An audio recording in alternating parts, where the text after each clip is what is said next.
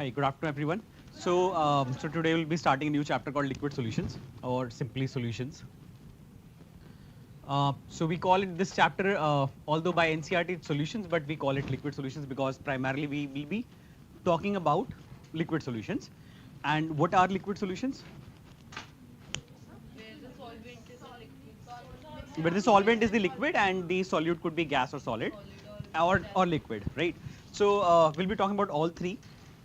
So, but before we move forward, there are few things which we should know. One is the various concentration terms. So, I'm just assuming that you know it. In case you do not know it, you can ask me right now, and I'll quickly explain it.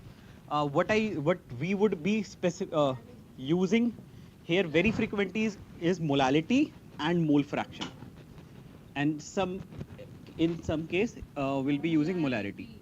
So ये तीनों term clear है हमें कि क्या होता है exactly molality क्या होता है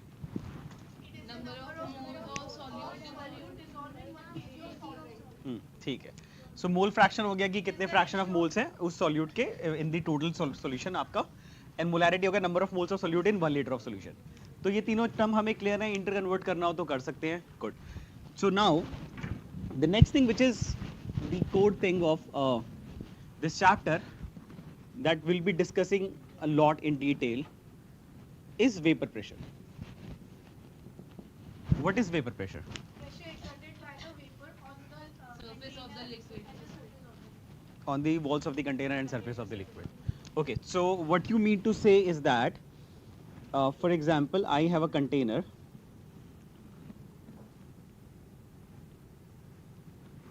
and we have some liquid in it. Right. So there are certain vapors above the surface of the liquid, and these vapors being the molecules in gaseous state, they keep on colliding with the walls of the container and on the surface of the liquid. So that's how they exert the pressure. And the pressure exerted by these vapors, here the pressure which will be exerted is called vapor pressure. Is this what you mean to say? ठीक है. So there is a small correction which I would like to add to it because yes, this is kind of vapor pressure, but how precisely vapor pressure is defined is important because what really happens, let's go back to the situation where these vapors were not there. This container is closed and we have put some pure liquid in it. Let's assume that liquid is water. ठीक है, मान लेते हैं हमने यहाँ पे water रख दिया, अब यहाँ पे कोई वेपर नहीं है, जीरो वेपर्स आर देयर. अब क्या होगा कि लिक्विड के सरफेस से अगर हम बात करें, हाँ जी बेटा, उधर से ऐसे मैं लेफ्ट से कैसे लिखूंगा फिर, ऐसे लिखूं? ओके, सो हमारे पास एक कंटेनर है, ठीक है, इस कंटेनर के सरफेस पे कुछ मॉलिक्यूल्स हैं, ठीक है. सो इन दिस, ये जो जहाँ पे मैंने लिक्विड रखा हुआ है, तो हम दो टर्म यूज करते हैं बहुत frequently. One is called surface, another is called bulk. ठीक है, ये आइडिया कि सरफेस क्या होता है, बल्क क्या होता है. ठीक है, क्या होता है सरफेस?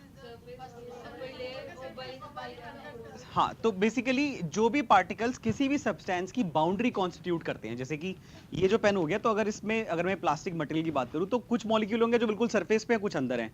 तो जो बाउंड्री पर आ रहे हैं, जो बाउंड्री फॉर्म कर रहे हैं, वो सरफेस पे हैं. तो ये पार्टिकल सरफेस हो गया, ये भी पार्टिकल सरफेस हो जाएगा and so on. But this is actually going towards the side of the glass wall, तो इसलिए हमें उससे फर्क नहीं पड़ रहा, एक जो वो है. तो यानी कि rest of the part is bulk. तो ये हमारा बल्क हो गया और प्राइमरली ये हो गया सरफेस. ठीक है, अब सरफेस पे जो पार्टिकल हैं, ये पार्टिकल्स में आपस में, मतलब लिक्विड में पार्टिकल हमें पता है मूव करते रहते हैं, है ना. एंड क्योंकि लिक्विड में क्या होता है, अपना मोशन भी रहते हैं तीनों तरह के, ट्रांसलेटरी, वाइब्रेटरी एंड रोटेटरी, तीनों तरह के मोशन होते हैं, राइट. तो ये तीनों तरह के मोशन हो रहे हैं और पार्टिकल्स के आपस में अट्रैक्टिव फोर्सेस भी हैं. अगर अट्रैक्टिव फोर्सेस है तो कुछ पोटेंशियल एनर्जी वगैरह भी होगी. ठीक है, तो अगर मैं यहाँ पे एक पर्टिकुलर मॉलिक्यूल की बात करूं, तो इस मॉलिक्यूल पे साइड से कुछ अट्रैक्टिव फोर्सेस लग रही हैं, ठीक है. अगर मैं कोई मॉलिक्यूल की बात करूं जो बल्क में है, उस पर भी इस तरह से अट्रैक्टिव फोर्सेस लग रही होंगी, उसके आसपास भी तो, हाँ, लेकिन बहुत मतलब सारी डायरेक्शन से लग रही होंगी, तो नेट एक्चुअली आउटकम आपका जीरो आ जाएगा, विच इज देयर, जिसकी हम सरफेस टेंशन में बात करते हैं. लेकिन उसी का एक डिफरेंट पर्सपेक्टिव अगर हम समझें, वो ये कि क्या हो रहा है, अगर ये लिक्विड का मॉलिक्यूल है, ठीक है, और ये मॉलिक्यूल अपने आप को वेपर स्टेट में लेके आना चाहता है, या चलो मॉलिक्यूल की बात छोड़ देते हैं, हम नॉर्मली बात करते हैं कि कोई भी लिक्विड जब वेपर में कन्वर्ट होता है तो क्या होता है, जो मॉलिक्यूल या एटम्स जो भी लिक्विड स्टेट में थे जब एक साथ साथ रह रहे थे, अब वो दूर दूर हो जाएंगे, उनकी काइनेटिक एनर्जी बढ़ जाएगी, और दूर हो गए तो पोटेंशियल एनर्जी कम हो जाएगी। ये चीज कैसे हो सकती है? हमने सिंपल सा पढ़ा, टेम्परेचर बढ़ा दो, कि भाई अगर आप टेम्परेचर बढ़ाओगे तो सारे पार्टिकल की काइनेटिक एनर्जी बढ़ जाएगी, काइनेटिक एनर्जी बढ़ेगी तो क्या होगा, आपस में अट्रैक्शन वैसे ही कम होने लग जाएगी, एंड जैसे ही अट्रैक्शन को काइनेटिक एनर्जी ओवरकम कर गई तो पार्टिकल दूर दूर होने लग जाएंगे, यानी कि एक तरीके से लिक्विड वेपर बनने लग जाएगा। ठीक है, तो अब मैं ये कह रहा हूं कि यहां पर अगर ये मॉलिक्यूल जो है, ये सिर्फ ये ऊपर सरफेस वाला मॉलिक्यूल जिसकी हम बात कर रहे हैं, अगर ये वेपर स्टेट में जाना चाहता है तो इसको अपनी काइनेटिक एनर्जी बढ़ानी होगी, और इतनी बढ़ानी होगी ताकि ये आसपास की अट्रैक्शन को ओवरकम कर ले। डन। यहां पे जो मॉलिक्यूल है, जो बल्क में कोई भी मॉलिक्यूल बैठा है जिसके चारों ओर अट्रैक्टिव फोर्सेस लग रही हैं, इसको भी काफी ज्यादा काइनेटिक एनर्जी बढ़ानी होगी ताकि ये आ पाए, लेकिन क्योंकि इस पे अट्रैक्शन ज्यादा है ओवरऑल, तो इसको आने के लिए ज्यादा काइनेटिक एनर्जी चाहिए होगी, लेकिन इसको आने के लिए कम चाहिए होगी।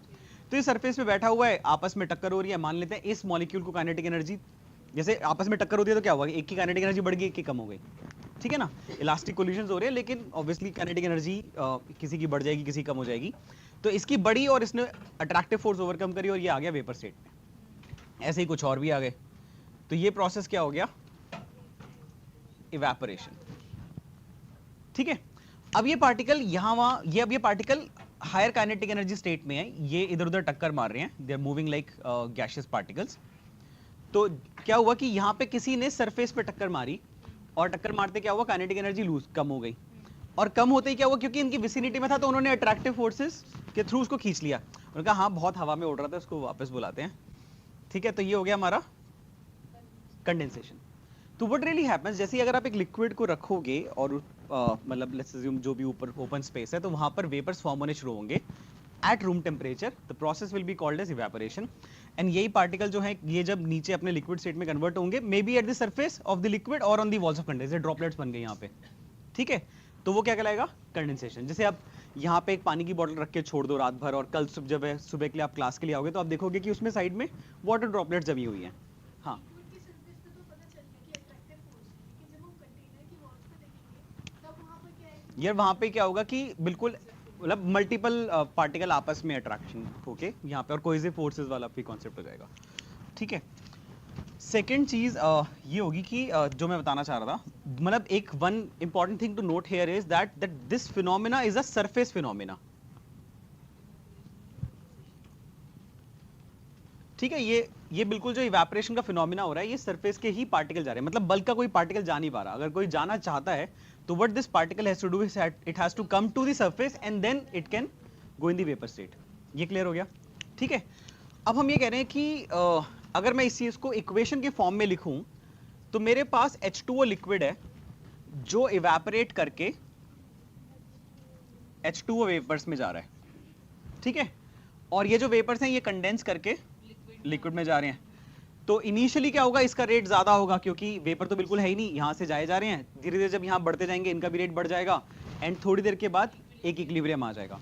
तो क्या मैं ये कह सकता हूं कि at equilibrium rate of evaporation is equal to rate of condensation. ठीक है, और अगर इस इक्विलिब्रिया के लिए, जो कि फिजिकल इक्विलिब्रिया है, अगर मैं इसके लिए Kp लिखूं तो वो Kp क्या आएगा, Kp लिख सकते, Kp याद है? हाँ, तो Kp लिखेंगे तो क्या बनेगा इसमें, Kp लिख सकते हैं इस इक्वेशन का? Kp पता है क्या होता है? हाँ लिक्विड और गैस में तो नहीं होता, लिक्विड का Kc क्या होता है?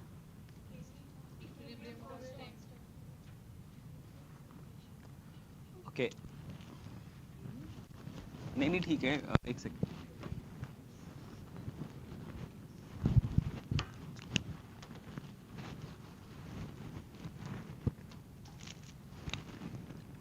तीन टर्म होते हैं KEQ, KC और KP जो हम फ्रीक्वेंटली यूज करते हैं केमिकल इक्विलिब्रियम में। ठीक है, तो ये तीनों इक्विलिब्रियम कांस्टेंट ही कहलाते हैं, लेकिन थोड़ा थोड़ा फर्क है दोनों में, इन तीनों में।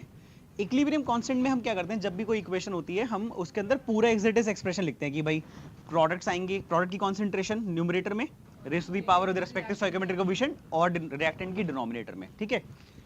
Kc और Kp में और K इक्विलिब्रियम में क्या थोड़ा फर्क है, वो ये है कि हम ऐसे कुछ टर्म मतलब ऐसे कुछ रिएजेंट जिनकी कॉन्सेंट्रेशन रिएक्शन के दौरान बदलती नहीं है।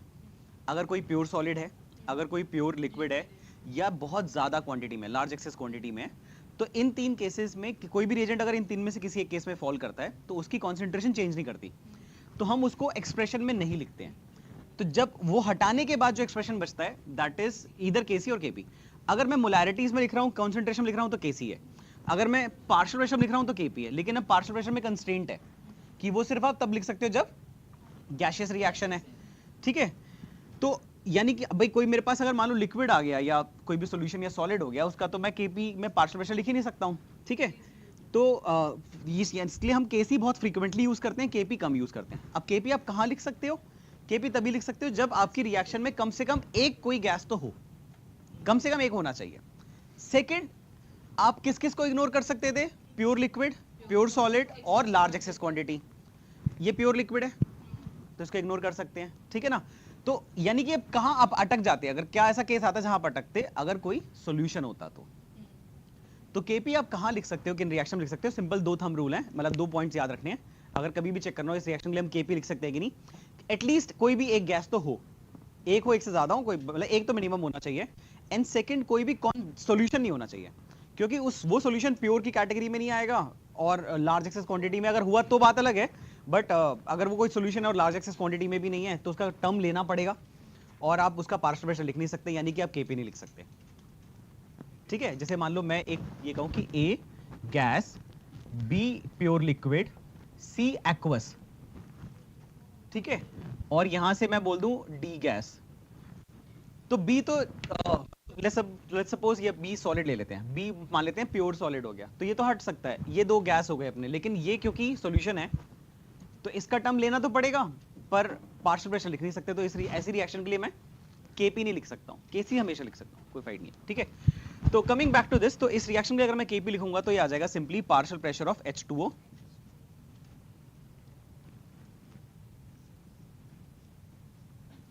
वेपर्स, ठीक है।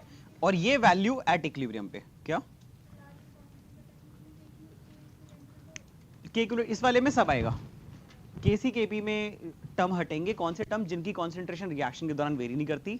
दो केसेस होते हैं, एक प्योर लिक्विड प्योर सॉलिड, और सेकंड होता है लार्ज एक्सेस क्वांटिटी।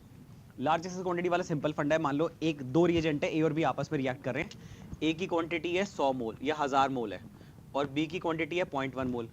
अब ए पूरा रिएक्ट भी कर जाएगा तो कितना करेगा? 0.1, 1000 के सामने 0.1 कुछ भी नहीं है, तो आप बोलोगे कि एक अमाउंट चेंज ही नहीं हुआ, बहुत कम चेंज है, तो आप इग्नोर कर देते हो ऐसे चेंज को, ठीक है। तो इसलिए हम लार्ज एक्सेस क्वांटिटी को मतलब वो मान लेते हैं कि ये कांस्टेंट कॉन्सेंट्रेशन है, ठीक है। अब एक बार यहां पे आ जाओ, ये समझ में आ गया आपको? ये वाला चीज समझ में आ गया? तो ये क्या है? This is the partial pressure of water vapours at equilibrium. Equilibrium जब आ गया था तब का, क्योंकि पार्शियल प्रेशर तो शुरुआत से देने लग जाएंगे, ये जैसे ही वेपर बनेंगे तो प्रेशर तो आ ही जाएगा, और वेपर्स बढ़ते जाएंगे प्रेशर और बढ़ता जाएगा, या मे बी कंडेंस हो जाएंगे तो कम होता जाएगा। लेकिन कब स्टेबल होगा? जब इक्विलिब्रियम आ जाएगा, क्योंकि इक्विलिब्रियम पर क्या होगा? जिस रेट से नंबर ऑफ मॉलिक्यूल वेपर में जा रहे हैं उसी रेट से नंबर ऑफ मॉलिक्यूल कंडेंस हो रहे हैं, यानी कि यहां पर उस पर्टिकुलर सिचुएशन में total number of vapour molecules constant हो जाएंगे, व्हिच मींस प्रेशर कांस्टेंट हो जाएगा। इक्विलिब्रियम आ गया, तो this is the partial pressure, this is the pressure of the water vapours at equilibrium, और यही वाले प्रेशर को हम बोलते हैं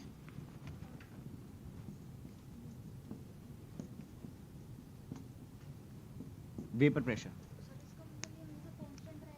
हाँ, कांस्टेंट नहीं वेरी कर सकता है, लेकिन कब कर सकता है वो भी हम बात करेंगे, बट हाँ। तो vapour pressure is the pressure exerted by vapors of a liquid on the surface of the liquid and walls of the container at equilibrium of evaporation and condensation। तो at equilibrium वाला point थोड़ा important है, क्योंकि उससे एक और चीज अभी निकल के आएगी जो मैं अभी एक नेक्स्ट क्वेश्चन में पूछूंगा।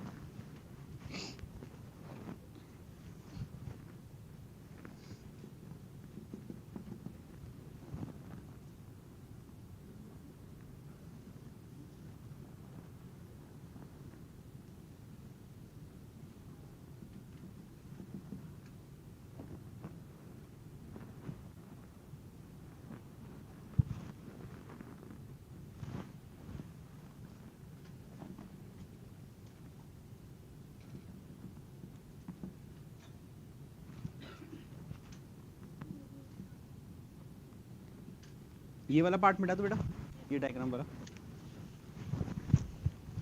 तो एक छोटा सा क्वेश्चन है, ये इंफॉर्मेशन हमारे पास है, इसको हम यूज करेंगे अभी।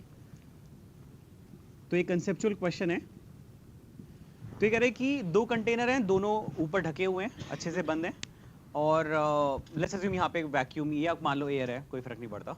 तो दोनों लिक्विड हैं, सिर्फ कंटेनर के साइज का फर्क है, amount of liquid, everything else is same, ठीक है, टेम्परेचर सब कुछ सेम है। तो हमें ये बताना है कि वेपर प्रेशर कौन से कंटेनर में ज्यादा होगा। इस कंटेनर का नंबर है बी और इस कंटेनर का नाम है ए। ए में ज्यादा होएगा, सरफेस एरिया ज्यादा है क्योंकि, और वहां पे सरफेस एरिया कम है ना, यही लग रहा है ना हम सबको, पर ऐसा होएगा नहीं। तो ऐसा लगता है देख के कि क्योंकि सरफेस एरिया ज्यादा है तो ज्यादा मॉलिक्यूल वेपर में जाएंगे, और यहां पर सरफेस एरिया कम है तो कम मॉलिक्यूल वेपर में जाएंगे, एंड सो ऑन। बट एक चीज आप भूल रहे हो, दोनों में क्या मैकेनिक्स काम कर रहा है, यही वाला, ठीक है। जिसमें इसमें भी क्या हो रहा है कि H2O लिक्विड से वेपर बने, इवेपोरेशन, और वेपर से लिक्विड बन रहा है, इवेपोरेशन कंडेंसेशन चल रहा है, एक पॉइंट पे इक्विलिब्रियम आ जाएगा, और जब इक्विलिब्रियम आ जाएगा तभी हम प्रेशर की बात करेंगे। वेपर प्रेशर तो हम तभी नापेंगे जब इक्विलिब्रियम आ गया। तो यहां पर भी मैं प्रेशर कब नाप रहा हूं, जब इक्विलिब्रियम आ गया, और यहां पर भी कब नाप रहा हूं, जब इक्विलिब्रियम आ गया, ठीक है। नहीं वो हमें, मुझे पहले जल्दी से, मेरे पास बहुत टाइम है, ठीक है। तो यहाँ पे दोनों केस में इक्विलिब्रियम आ गया, तो मैंने दोनों केस में प्रेशर नापा। जो प्रेशर नापूंगा मैं इवेंचुअली, उसकी वैल्यू Kp के बराबर होगी, है ना। इक्विलिब्रियम आएगा ही तभी ना, ऐसे मान लो ये QC Kc की तरह मान लो ना, ये Kc हो गया और ये QC हो गया, तो QC की वैल्यू जब Kc के बराबर आएगी तभी तो इक्विलिब्रियम होएगा। तो ऐसे QP Kp होते हैं। तो QP की वैल्यू यानी कि वेपर प्रेशर जो यहाँ पे की वैल्यू हम बोल रहे हैं, ये जब Kp के बराबर आएगा तभी इक्विलिब्रियम होगा, और तभी ये प्रेशर वेपर प्रेशर कहलाएगा, ठीक है। अब Kp जो है वो किस चीज पे डिपेंड करता है, ये equilibrium constant Kp, Kc, Keq, कोई भी इक्विलिब्रियम कांस्टेंट दो चीजों पे डिपेंड करता है, एक टेम्परेचर और दूसरा रिएक्शन, ठीक है। रिएक्शन दोनों केस में सेम हो रही है, और दोनों को मैंने रखा भी सेम टेम्परेचर पे, आइडेंटिकल कंडीशंस, तो यानी कि दोनों का Kp सेम है, तो दोनों में प्रेशर ऊपर सेम आएगा, यानी कि vapour pressure surface area of liquid से डिपेंड नहीं करता। इसी तरह से अगर मैं यहां पे इसका अमाउंट कम कर देता, अगर इसका अमाउंट बहुत कम कर दिया, इसका अमाउंट ज्यादा कर दिया, तो भी कोई फर्क नहीं पड़ेगा, क्योंकि यहां पर कहीं पे अगर आपकी इक्वेशन में आ रहा है H2O लिक्विड, नहीं आ रहा है ना, अगर H2O लिक्विड आ रहा होता तो फर्क पड़ता, क्योंकि वहां पे भाई उसकी कॉन्सेंट्रेशन या वो वैल्यू एक पॉइंट पे आनी चाहिए थी, तब वो इक्विलिब्रियम आपका अचीव होता। वो आ ही नहीं रहा एक्सप्रेशन, तो उसका अमाउंट कम कर दो, ज्यादा कर दो, फर्क ही नहीं पड़ेगा।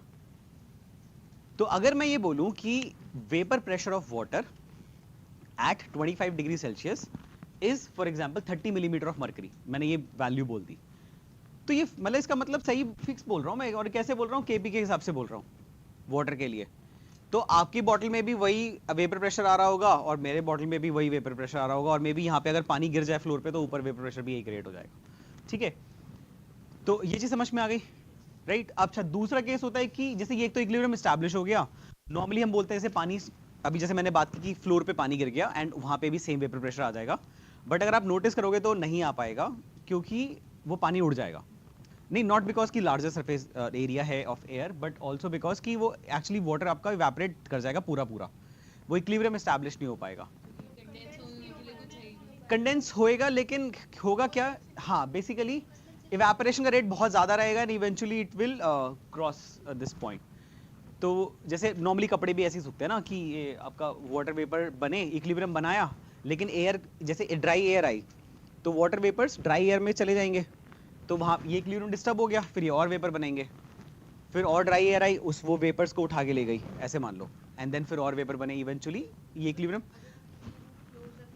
तो हो जाएगा, ठीक है। लेकिन एक और चीज होती है जो शायद आपने शायद ना पढ़ी हो, हेट्रोजीनियस इक्विलिब्रिया बोलते हैं इस तरह के इक्विलिब्रियम को, जहाँ पे डिफरेंट फेजेस में एक से ज्यादा फेज होते हैं, ठीक है।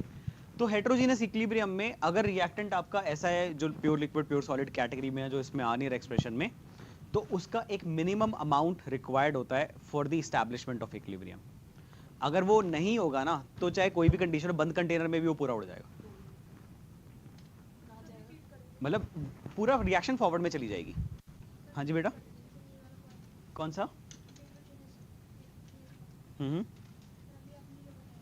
जो मैंने बताया कि ये इक्विलिब्रियम वाला, देखो ऐसे देख समझो, मान लेते हैं अभी मैंने बोला कि अभी 25 डिग्री सेल्सियस पे 30 मिलीमीटर ऑफ मर्करी वाटर का वेपर प्रेशर होता है, यानी कि उसकी केपी की वैल्यू 30 होती है।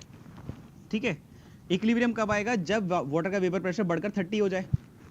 अब मान लेते हैं 30 वाटर का वेपर प्रेशर क्रिएट करने के लिए वाटर का अमाउंट कम से कम 5 ml होना चाहिए, या मतलब सॉरी 5 ml वाटर यहां चला जाना चाहिए, तब जाके ये 30 मिलीमीटर ऑफ मर्करी का प्रेशर आता है एक कंडीशन में। ऐसी एक फर्ज कर लेते हैं, ठीक है।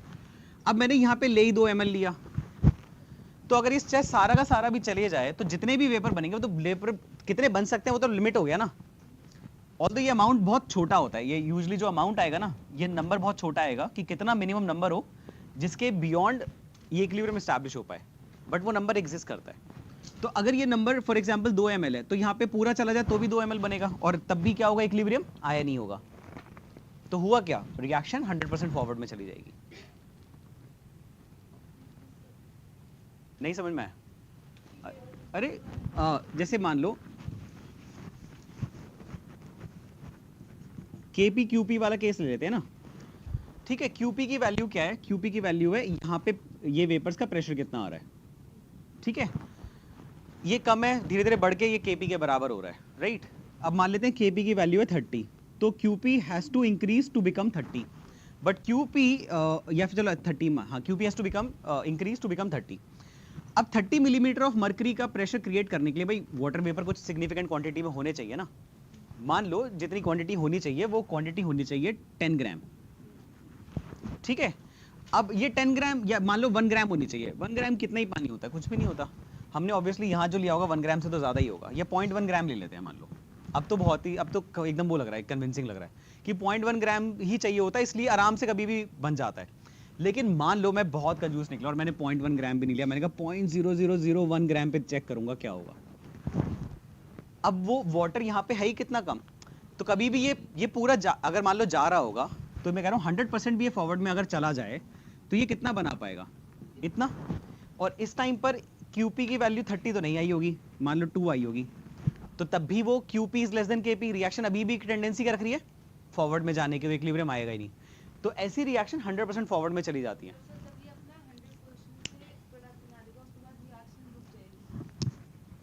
100% से हाँ हाँ हाँ, मतलब वो तो 100% कंप्लीट हो गया ना रिएक्शन, वापस आने की टेंडेंसी नहीं है ना, क्योंकि रिएक्शन का ड्राइव फॉरवर्ड अभी भी है। Even if the reaction is completed, तो भी मतलब ये है कि अभी भी रिएक्शन फर्दर और फॉरवर्ड में जा सकती है। मतलब अगर आपने यहाँ पे मैंने 0.0002 ग्राम और डाल दिया तो वो भी चला जाएगा।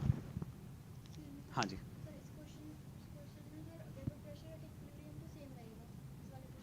हाँ बेटा, वेपर प्रेशर इनिशियल कुछ होता ही नहीं है। वेपर प्रेशर हमेशा, यही मैं बताना चाह रहा हूँ, इक्विलिब्रियम पर ही देखते हैं। जब जो वेपर प्रेशर किसको बोल रहे हैं हम लोग? जब ये वेपर्स का प्रेशर जो आ रहा है उसको नापेंगे, लेकिन कब नापेंगे? जब इक्विलिब्रियम आ चुका है। उसके पहले बाद में हमें कोई मतलब नहीं है। तो बेटा वो number of particle accordingly very करेंगे। मैं ये नहीं कहूंगा कि दोनों में सेम नंबर ऑफ पार्टिकल आएंगे। नहीं, कैसे? अरे पीवी इक्वल टू एनआरटी बेटा, वॉल्यूम कम हो गया तो अकॉर्डिंगली नंबर ऑफ मोल्स कम हो गए ना। टू गेम लेट्स सपोज भाई अपना टेम्परेचर दोनों जगह सेम है, आर कांस्टेंट ही हटा दिया दोनों मैंने, ठीक है। अब मुझे सेम प्रेशर चाहिए, सेम प्रेशर आता है, ये हमने थ्योरेटिकली प्रूव कर लिया है, और वॉल्यूम यहाँ ज्यादा है यहाँ कम है, तो ऑब्वियसली यहाँ पे नंबर ऑफ मोल ज्यादा होंगे या नंबर ऑफ मोल्स कम होंगे, तभी तो सेम प्रेशर आ पाएगा, ठीक है। तो what we can conclude is that कि वेपर प्रेशर यानी कि दो चीजों पे डिपेंड करता है।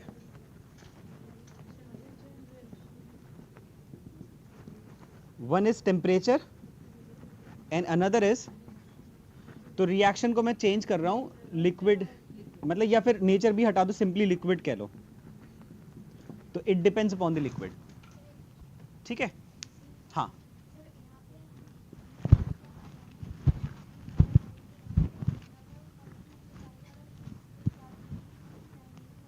हाँ हाँ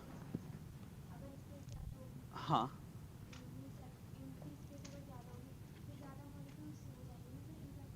हम्म। तो फिर तो प्रेशर हमें बेटा वॉल्यूम भी तो ज्यादा है ना, जो प्रेशर है वो किस पे डिपेंड कर रहा है?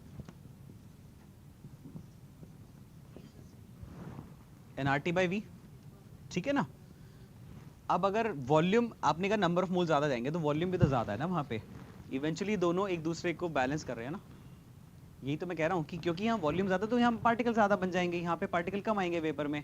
बट दोनों केस में प्रेशर सेम आएगा, क्योंकि इक्विलिब्रियम आपका तभी वहीं पे रुक जाएगा जहां पे प्रेशर सेम आ जाएगा।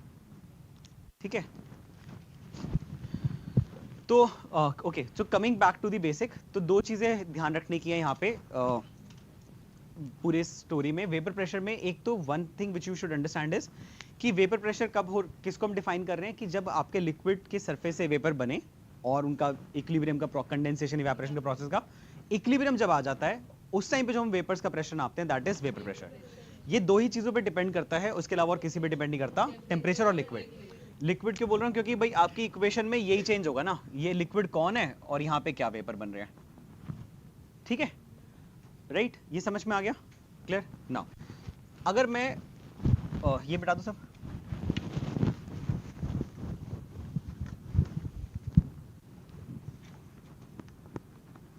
अगर मैं टेम्परेचर का रोल देखना चाहता हूं, तो टेम्परेचर का रोल में ये होता है,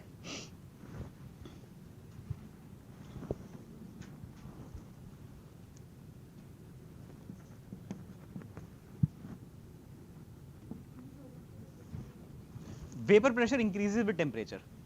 ठीक है, और इस तरह का ग्राफ बनता है इसका, नहीं स्ट्रेट लाइन नहीं बनेगा, इक्वेशन डिफरेंट एक्चुअली, वो लॉगरिथमिक इक्वेशन है जिसके बेसिस पे ये बन रहा है।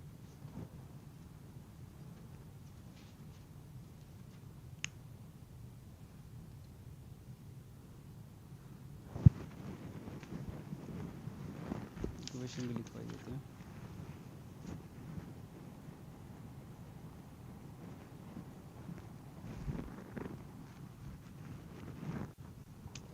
ये इक्वेशन रहेगी आपकी,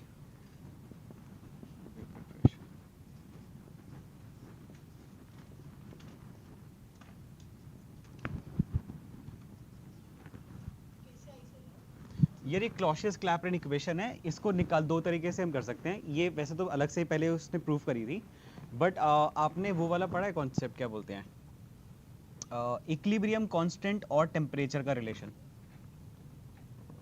इक्विलिब्रियम कांस्टेंट टेम्परेचर के साथ कैसे वेरी करता है, नहीं मतलब मैथमेटिकल इक्वेशन। अपने काइनेटिक्स में अरेनियस इक्वेशन पढ़ी थी ना, तो k is equal to a into e की power minus E A by R T. तो इसमें रेट इक्विलिब्रियम कांस्टेंट होता क्या है आपका, rate constant of forward reaction by rate constant of backward reaction. तो ये इक्वेशन फॉरवर्ड के लिए लिख लो और यही बैकवर्ड के लिए डिवाइड कर लोगे, फिर ये आपका इक्विलिब्रियम कांस्टेंट और टेम्परेचर का एक रिलेशन बन जाएगा एक्सपोनेंशियल वाली फॉर्म में, फिर उसको मैं लॉग ले लेना आप, तो इसी तरह की इक्वेशन आ जाती है। ठीक है, तो ये वहां से भी प्रूफ हो जाएगा, क्योंकि वेपर प्रेशर जो वैल्यू है वो एक्चुअली केपी के बराबर है, तो वेपर प्रेशर तभी बदल सकता है जब केपी चेंज हो जाए, अदरवाइज वो चेंज ही नहीं होगा, क्योंकि उसको हम डिफाइन ही इक्विलिब्रियम के हिसाब से कर रहे हैं।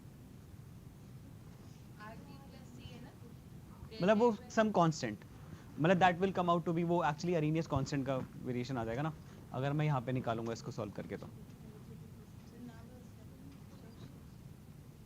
वो छोड़ दो, इतना इंपॉर्टेंट नहीं है इतना, हाँ उस पर लोड मतलब। ये शायद हाँ एक माइनस साइन भी आएगा इसमें, minus delta H upon R T. ठीक है,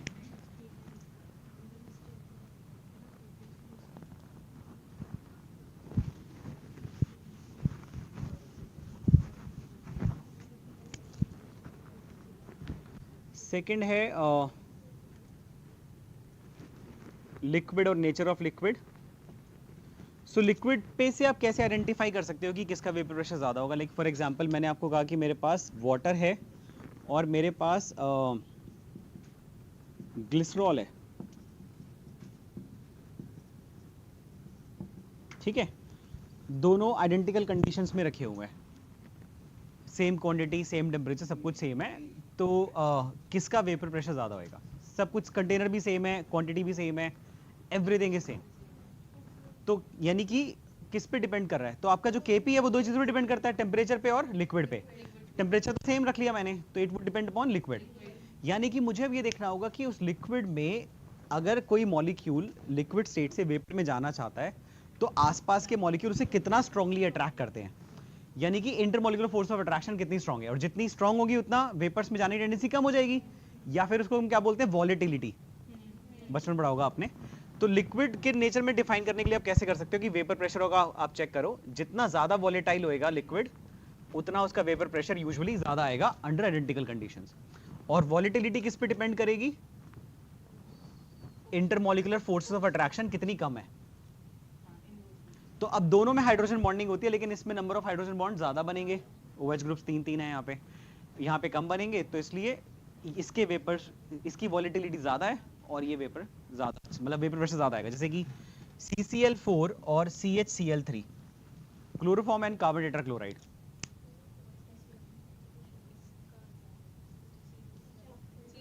वेपर प्रेशर किसका ज्यादा होएगा, CCl4 का। क्यों,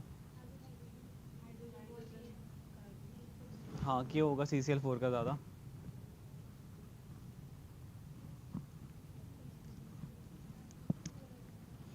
H से प्रॉब्लम हो रही है, F ले लो।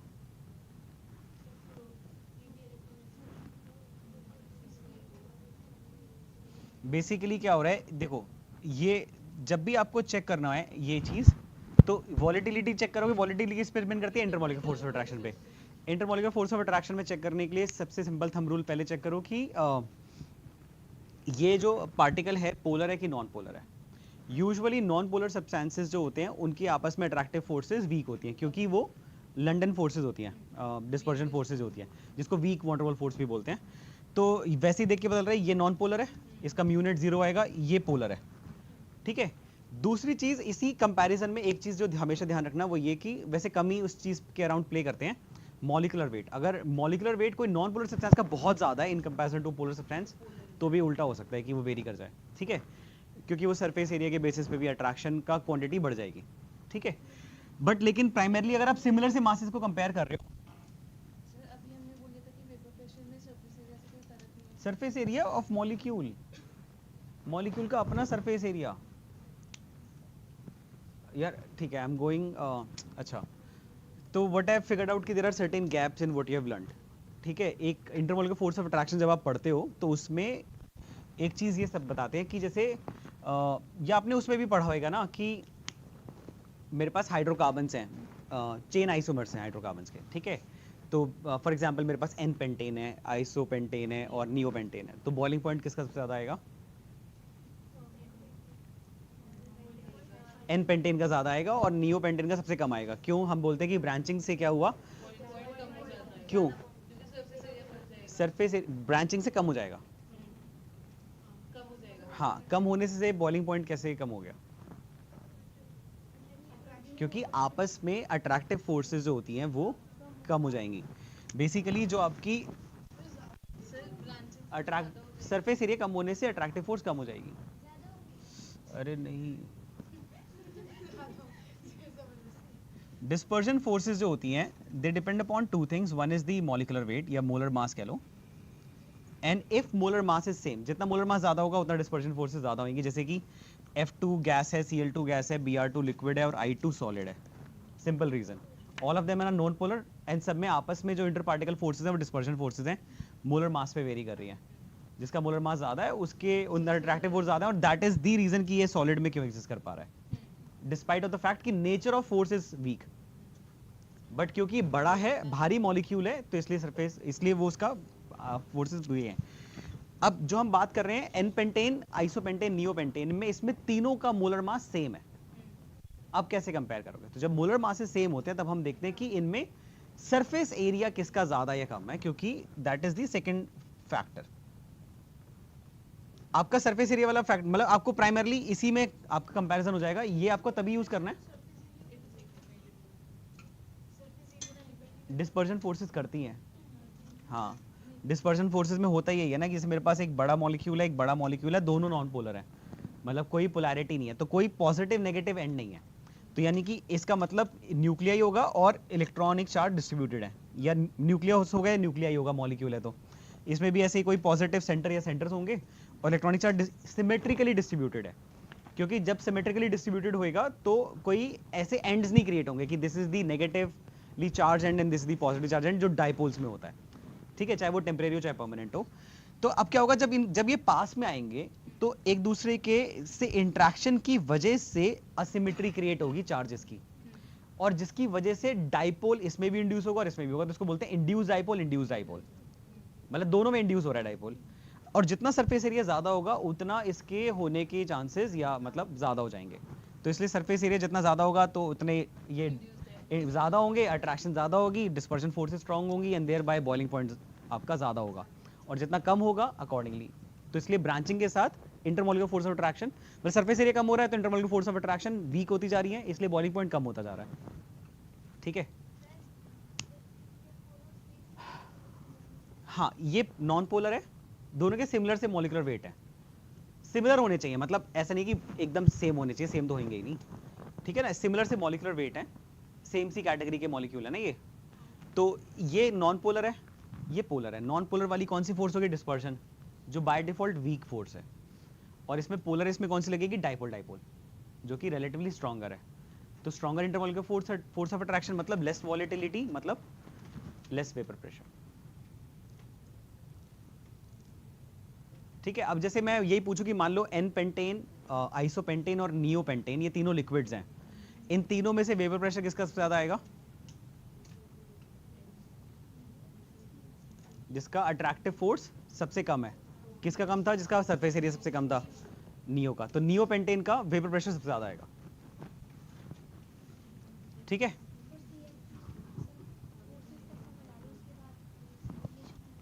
कौन सा वाला,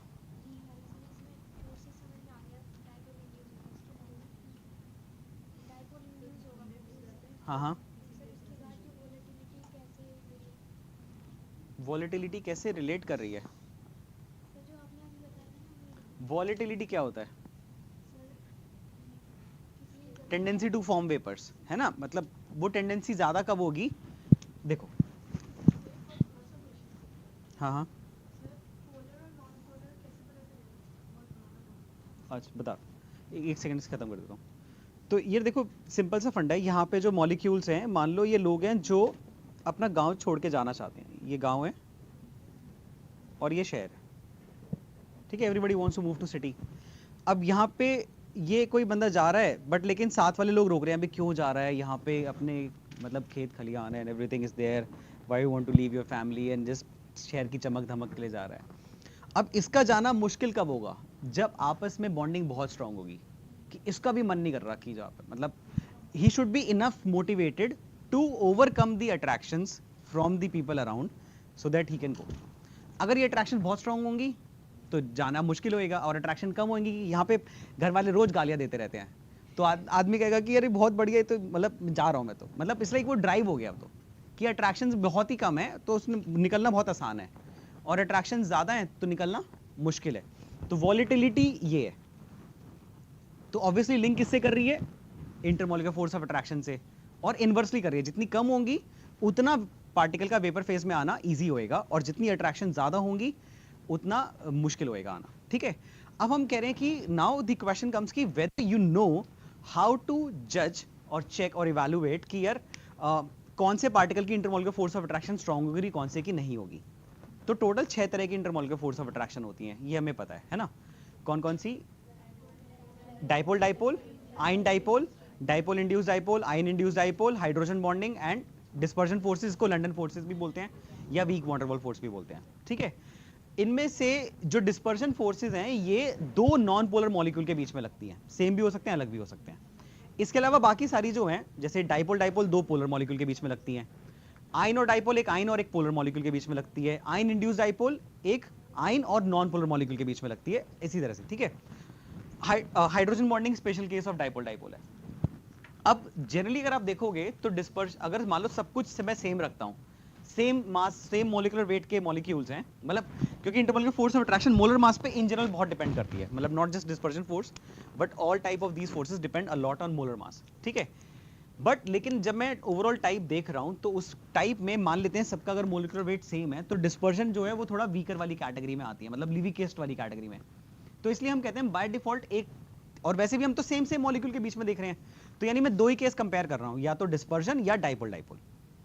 आयन तो खत्म ही हो गया ना, आयन की तो बात ही नहीं हो रही यहाँ पे, और हाइड्रोजन बॉन्डिंग की भी बात नहीं हो रही, तो दो ही चीज बची, या तो डाइपोल डाइपोल या डिस्पर्जन। दोनों में से स्ट्रॉन्गर कौन है?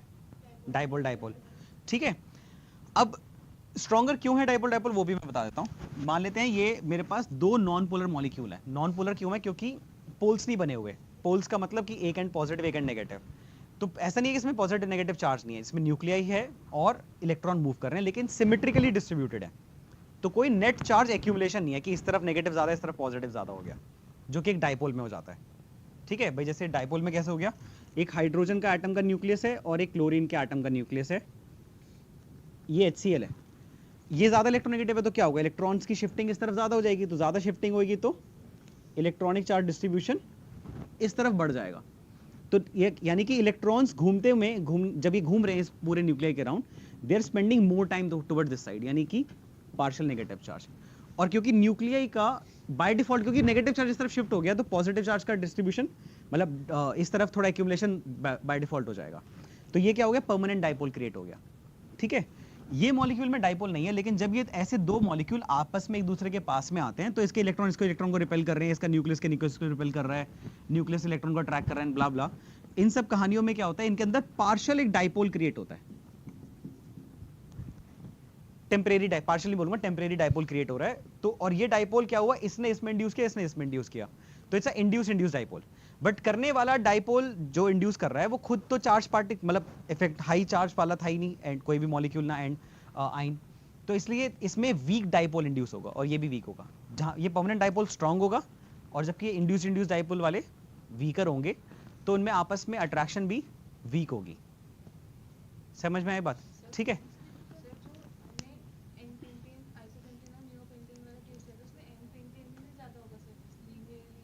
अट्रैक्शन ज्यादा होंगी।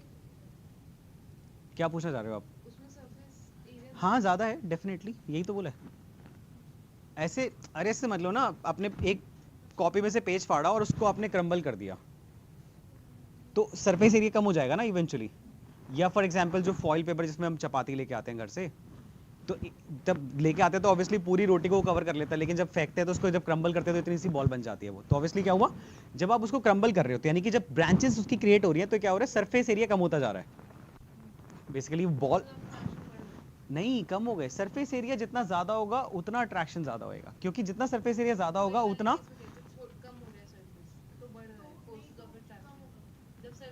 दो अलग चीजें, देखो दोनों रिलेटेड हैं आपस में, दो अलग चीजें हैं। एक चीज ये है कि सरफेस एरिया जितना ज्यादा होगा उतना अट्रैक्शन ज्यादा होगा, अगर मॉलिक्यूलर मास सेम है तो। बता, ठीक है, क्योंकि अट्रैक्शन क्यों हो रहा है, ये दो मॉलिक्यूल एक दूसरे के अंदर डाइपोल इंड्यूस कर रहे हैं।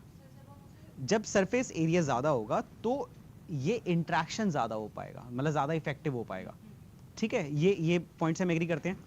तो यानी कि यहाँ से मैं कंक्लूड कर सकता हूँ कि अगर सरफेस एरिया ज्यादा है तो इंट्रैक्शन ज्यादा है, यानी कि मतलब डाइपोल डाइपोल इंड्यूस हो रहे हैं, तो यानी कि अट्रैक्टिव फोर्स स्ट्रॉन्गर हो जाएंगी पहले से। ठीक है, in case of larger surface area. Second, अगर मेरे पास कोई मॉलिक्यूल है जो कि चेन मॉलिक्यूल है और उसमें मैं ब्रांच लगा रहा हूँ, तो उसका ओवरऑल सरफेस कम होता जा रहा है, ये सेकंड कॉन्सेप्ट है। तो अगर हम दोनों पे एग्री करते हैं, तो जो मेरा अनब्रांच मॉलिक्यूल यानी कि एन पेंटेन, उसका सरफेस एरिया ज्यादा है, तो उसमें अट्रैक्टिव फोर्स सबसे ज्यादा होंगी, तो इसलिए उसका बॉइलिंग पॉइंट सबसे ज्यादा आएगा और वेपर प्रेशर सबसे कम आएगा।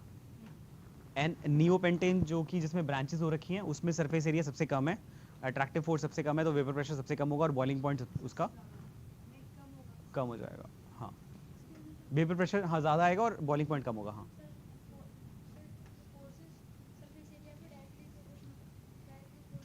हाँ अगर ये मोलर मास सेम है तो आप हमें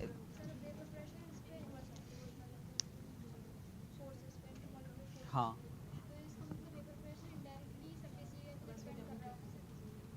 हाँ, लेकिन ये तभी यूज करेंगे जब मोलर मास सेम है, नहीं तो नहीं करेंगे।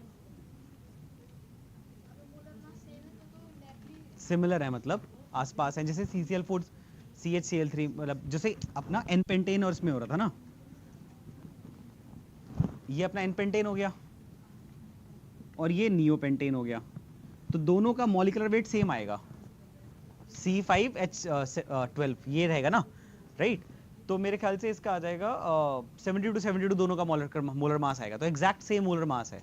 तो इस केस में सरफेस एरिया से कंपैरिजन करेंगे, क्योंकि मोलर मास सेम हो, सरफेस एरिया सिर्फ तभी यूज करना है जब मोलर मास सेम हो, अदरवाइज नहीं। हाँ क्लास फीस जब हमने नियो पेंटिंग लिया था, तो एक हमने सेंट्रल मॉलिक्यूल लिया जो बीच वाला है, तो वो चार्ज से इंटरैक्ट कर रहे हैं। ये समझ नियो क्या होता है? नहीं जो इंटरैक्ट नहीं कर रहा, बॉन्डेड है वो। हाँ, तो इंटरैक्शन है नहीं नहीं, हम बात कर रहे हैं इस मॉलिक्यूल की और ऐसे ही एक और दूसरे मॉलिक्यूल की, इस मॉलिक्यूल की और इंटरमॉलिक्यूलर। इंट्रामॉलिक्यूलर थोड़ी ना बोल रहा हूं, मैंने बोला इंटरमॉलिक्यूलर कि दो मॉलिक्यूल्स के बीच में।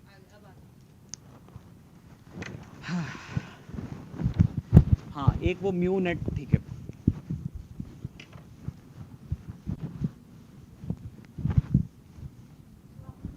बता रहा हूँ मैडम, एक सेकेंड।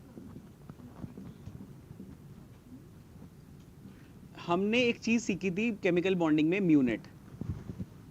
ठीक है, म्यूनेट क्या होता है? Net dipole moment of the molecule, which is nothing but a vector sum of all the dipole moments present in that molecule, चाहे वो बॉन्ड की वजह से है या वो लोन पेयर की वजह से, सबका क्यूमुलेटिव सम हम वेक्टर सम लेते हैं और वहां से म्यूनेट निकालते हैं। अगर ये म्यूनेट 0 आ जाता है तो this substance is non polar, simple rule. और अगर आपका म्यूनेट जो है वो नॉन जीरो आता है, इसका मतलब नेट डाइपोल मोमेंट एग्जिस्ट करता है, तो मॉलिक्यूल पोलर है। ठीक है, 0 दो केस में हो सकता है, या तो कि भाई बॉन्ड्स पोलर थे लेकिन आपस में कैंसिल कर दिया, फॉर एग्जांपल CO2, ये भी बॉन्ड पोलर था, ये भी बॉन्ड पोलर था, लेकिन नेट वैल्यू 0 आ जाएगी। या फिर for example bond he polar नहीं है, दो सेम एटम है, सेम इलेक्ट्रोनेगेटिविटी है, तो बॉन्ड में पोलैरिटी नहीं है। ठीक है, मिटा दूं? आगे बढ़े यार, ये तो एक छोटा सा ही कॉन्सेप्ट पढ़ाया ना था, मेन तो अभी बचा है। आधा लेक्चर खत्म कर दिया तुमने। लिख लिया? मिटा दूं?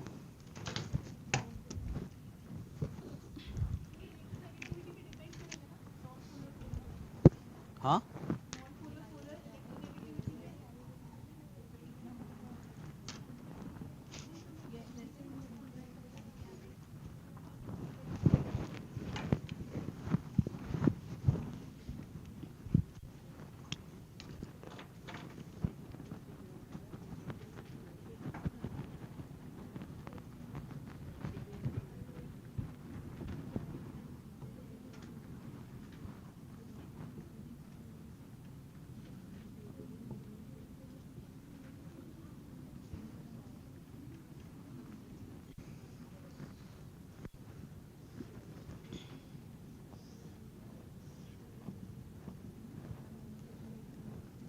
अच्छा अब देखो, एक छोटा सा रिक्वेस्ट है, अगर आपको डाउट्स आ रहे हैं which is of the topic, तो अपनी कॉपी में नोट कर लो, I will explain that post class.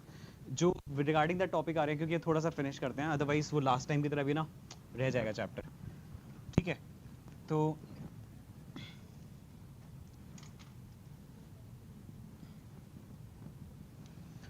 दो सिचुएशन ले रहा हूं मैं। अब नेक्स्ट टॉपिक है हमारा vapour pressure of a liquid solution. ठीक है, तो बेसिकली अभी हम बात कर रहे थे, जितनी भी हम वेपर प्रेशर के अराउंड हम बात कर रहे थे, सारे केसेस में प्योर लिक्विड लेके। तो जो हमने पहले बात की वही अभी भी ट्रू है, लेकिन हम थोड़ा सा वेरिएशन लेके आ रहे हैं कि यार आपके पास प्योर लिक्विड भी तो होता नहीं है, काफी बार आपके पास सोल्यूशन ही होता है, मतलब जो पानी आप ले रहे हो, टैप वाटर ले रहे हो या RO भी ले रहे हो, तो उसमें कुछ ना कुछ तो मिला ही होएगा, तो that can not be treated as a pure water, and accordingly वो रूल्स सेम नहीं रहेंगे जो आप चला रहे हो, थोड़ा बहुत वेरिएशन आ जाएगा। तो क्या होगा क्या नहीं होगा, that is something which we want to understand now. तो राउल्ट करके एक बंदा था जिसने पूरा स्टडी करा, एंड उसी के बेसिस पे एक लॉ भी है, will be discussing that, Raoult's law. तो अब इसमें देखो उसने क्या किया, वो कह रहा है कि मान लेते हैं मैंने यहाँ पर एक प्योर लिक्विड लिया, ठीक है, और यहाँ पे उसका इक्विलिब्रियम सेटअप करवाया, वेपर्स आए, और यहाँ पे भाई इस कंटेनर में एक प्रेशर गेज लगा रखा था। थोड़ी देर में ये गेज में जो मतलब मीटर की वैल्यू थी ये सुई की, ये कुछ ऊपर नीचे इधर उधर हिलती रही, फिर एक पॉइंट पे स्टेबल हो गई। स्टेबल होते पता लगा भाई इक्विलिब्रियम आ गया, प्रेशर चेंज करना बंद कर गया, ये वैल्यू रिकॉर्ड कर ली। ये क्या आ गया मुझे, vapour pressure of pure liquid. ठीक है, इसको मैं P0 बोल दे रहा हूं, राइट। अब क्या किया उसने, कहा कि यार ये जो प्योर लिक्विड है इसमें कुछ डिसॉल्व कर देते हैं, इसको सॉल्यूशन बना देते हैं. नाउ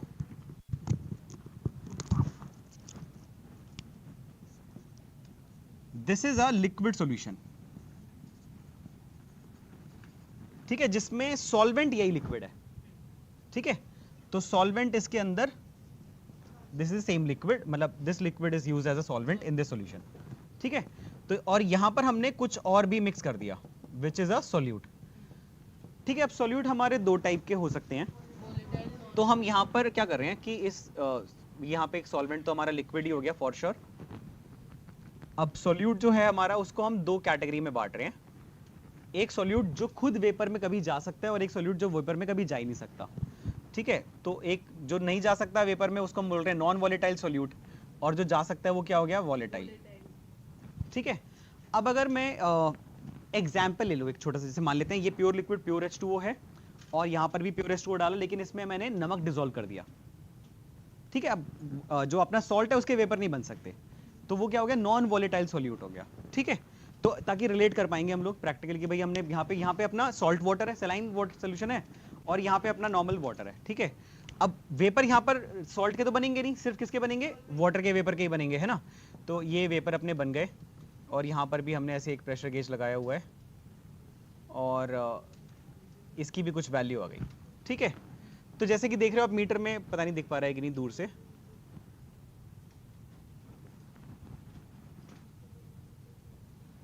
यहां पर प्रेशर की वैल्यू कम आ रही है यहां से. ठीक है, तो this is we are measuring vapour pressure of solution and we are calling it PS. And this experiment was conducted with multiple cases, मतलब अलग लिक्विड ले लिया, यही लिक्विड का यहाँ पे सॉल्यूशन बनाया, कोई दूसरा नॉन वोलेटाइल, जैसे पानी में नमक डाल लिया, एक बार चीनी डाल लिया, एक बार कुछ और डाल लिया, and we tried multiple non volatile solutes and मतलब not we, Raoult actually figured out that always जो आपका सॉल्यूशन का वेपर प्रेशर आ रहा है PS, या मैं इसको वैसे लिख देता हूं, vapour pressure of solution is lesser than vapour pressure of the pure liquid, है ना. प्योर लिक्विड कह लो, या हाँ प्रिसाइसली प्योर सॉल्वेंट भी बोल सकते हो, जिससे ये क्लियर हो जाएगा कि ये सॉल्वेंट यहाँ पे अपने ने प्योर यूज किया है. इन अ वे ये टर्मिनोलॉजी काफी स्टैंडर्ड है, तो हम ये भी यूज कर सकते हैं, PS P नॉट, ये स्टैंडर्ड टर्मिनोलॉजी है. P नॉट मतलब ये नॉट वाला कॉन्सेप्ट, मतलब प्योर की बात हो रही है. ठीक है, तो this is a common phenomena which you observed in almost all the cases whenever you have a pure liquid and when you are comparing the vapor pressure of this pure liquid with vapor pressure of the solution made by this same liquid after adding a non-volatile solute. So I have covered only this case. I have not covered ये वाला, इसको भी छोड़, यानी कि हम इसको second case में कवर करेंगे. ठीक है,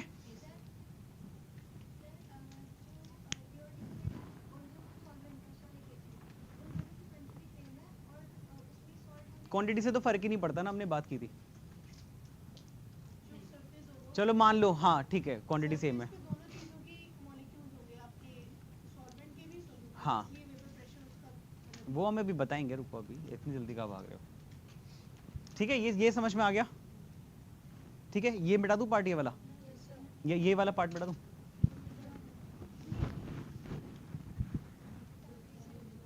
हाँ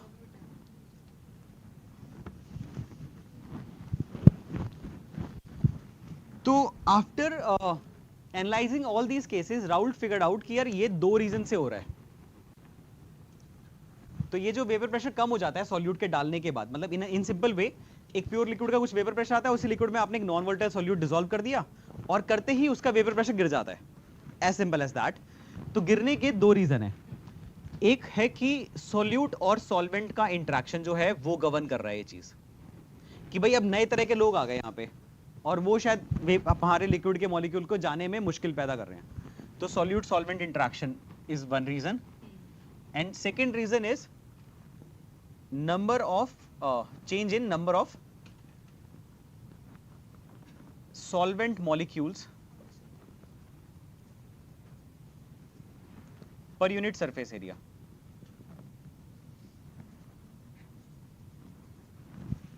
ठीक है, ये दोनों चीज समझ में आ गई. बता नहीं नहीं वो कुछ और सरफेस एरिया पे डिपेंड अभी भी नहीं कर रहा है, वो कुछ और चीज़ बोल रहा है। वो ये बोल रहा है, देखो वो कह रहा है कि यहाँ पर ये लिक्विड के ब्लू वाला अपना लिक्विड है और ब्लैक वाला सॉल्यूट है, ठीक है। यहाँ प्योर सॉल्वेंट है, तो ये सारे मॉलिक्यूल इसके हैं। नंबर ऑफ मॉलिक्यूल पर यूनिट सरफेस एरिया एक बढ़िया कांस्टेंट अच्छा बड़ा नंबर होगा। अगर मैं मोल फ्रैक्शन निकालूं, मतलब इस पूरे सरफेस पे 1,00,000 मॉलिक्यूल है और उस पे मैं फ्रैक्शन निकाल तो 1 ही आएगा, मतलब यानी कि कहीं पे भी जाओ आपको 100% यही मिल रहे हैं, ठीक है। पर यहाँ पर ऐसा नहीं हो रहा, क्योंकि यहाँ पर सॉल्यूट के मॉलिक्यूल भी बीच में मिक्स हो गए हैं। कितने आए होंगे, कम आए होंगे, ज्यादा होंगे, वो डिपेंड करेगा कि मैंने कितने मिलाए हैं। अगर मैंने बहुत ज्यादा मिलाए हैं तो काफी ज्यादा होंगे सरफेस पे उनके साथ में, कम मिलाए तो कम होंगे, ठीक है। लेकिन क्योंकि अब क्या हो रहा है, अब पर यूनिट सरफेस एरिया जो मेरे सॉल्वेंट के मॉलिक्यूल हैं वो कम हो गए, तो opportunity to go in the vapour phase वो कम हो गई। क्योंकि इन अ वे सिंपल देखो, ये ब्लैक वाले अड़ के तो बैठ गए ऊपर, लेकिन ये खुद तो जाएंगे नहीं, पर एक तरीके से लॉन्चिंग साइट्स कम कर दी इन्होंने, राइट, इन अ वे, ठीक है। सेकेंड चीज क्या हो रहा है, यानी ये वाला पॉइंट ये हो गया कि सॉल्वेंट के मॉलिक्यूल पर यूनिट सरफेस एरिया पहले से कम हो गए हैं, इस वजह से ये वैल्यू गिर रही है। सेकेंड उसने पॉइंट बोला क्योंकि यार पहले ये मॉलिक्यूल जब वेपर फेस में जाता था तब आसपास सेम तरह के मॉलिक्यूल थे, लेकिन अब ये जाना चाहता है तो आसपास सेम तो है ही, प्लस साथ में नए तरह के मॉलिक्यूल भी हैं जो कि सॉल्यूट के मॉलिक्यूल हैं, और हो सकता है वो कुछ डिफरेंट तरह का इंट्रैक्शन, मतलब या may be some different kind of reaction provide कर रहे हैं जिसकी वजह से कुछ गड़बड़ हो रही है, ठीक है। Raoult wanted to have a mathematical expression around it and this could not be achieved with this data point because क्योंकि हर बार ये वैल्यू चेंज करेगी तो इससे चेंज करने से कितना फर्क पड़ रहा है वो मैथमेटिकली थोड़ा मुश्किल है निकालना, काफी मुश्किल है, ठीक है। नेचर ऑफ सॉल्यूट चेंज होगा, क्योंकि सॉल्यूट सॉल्वेंट इंटरेक्शन कब बदलेगी, जब आप सॉल्यूट बदल दोगे ना भाई। It depends upon two things कि सॉल्यूट कैसा है आपका, कौन सॉल्यूट है और कौन सॉल्वेंट है। तो it depends upon nature of solute and solvent, यानी कि सारी कहानी बार बार हमेशा क्या होगा, you will not be able to generalise, you have to always talk about specific case कि अच्छा वाटर और सॉल्ट में ऐसा होता है, अच्छा वाटर और शुगर में ऐसा होता है, तुम स्पेसिफिक तुम जनरलाइज नहीं कर पाओगे, ठीक है। तो ये वाली चीज से गेट रिड होने के लिए उसने कहा कि मैं एक मैथमेटिकल एक्सप्रेशन ड्राइव कर रहा हूं जो वैलिड होगा आइडियल सॉल्यूशंस के लिए, ठीक है। वो आइडियल सॉल्यूशन कौन होंगे, जिनमें इस बात से फर्क नहीं पड़ता कि सॉल्यूट कौन है सॉल्वेंट कौन है, ठीक है। कैसे फर्क नहीं पड़ेगा सॉल्यूट कौन है सॉल्वेंट कौन है, अगर वो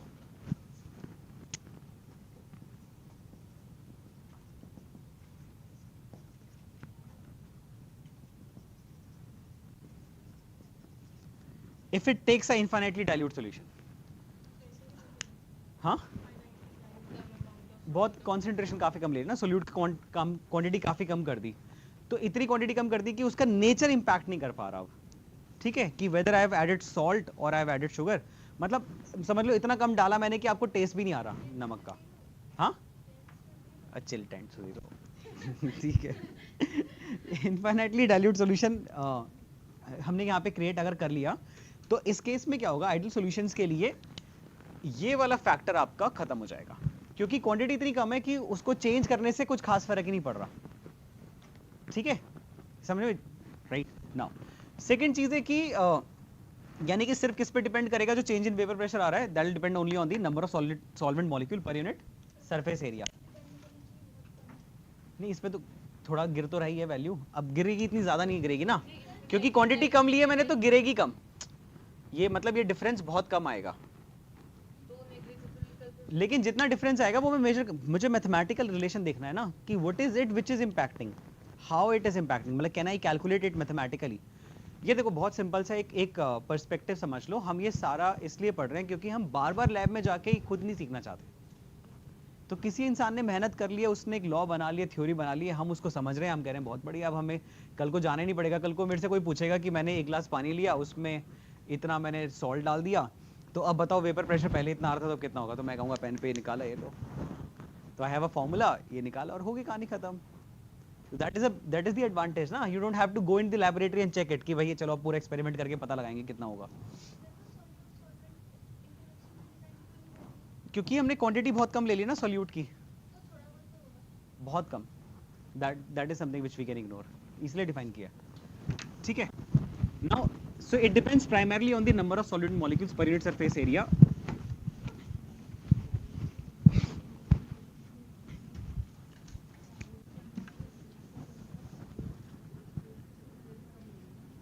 देखो रेट ऑफ इवेपोरेशन जो होता है ये डिपेंड करता है आपका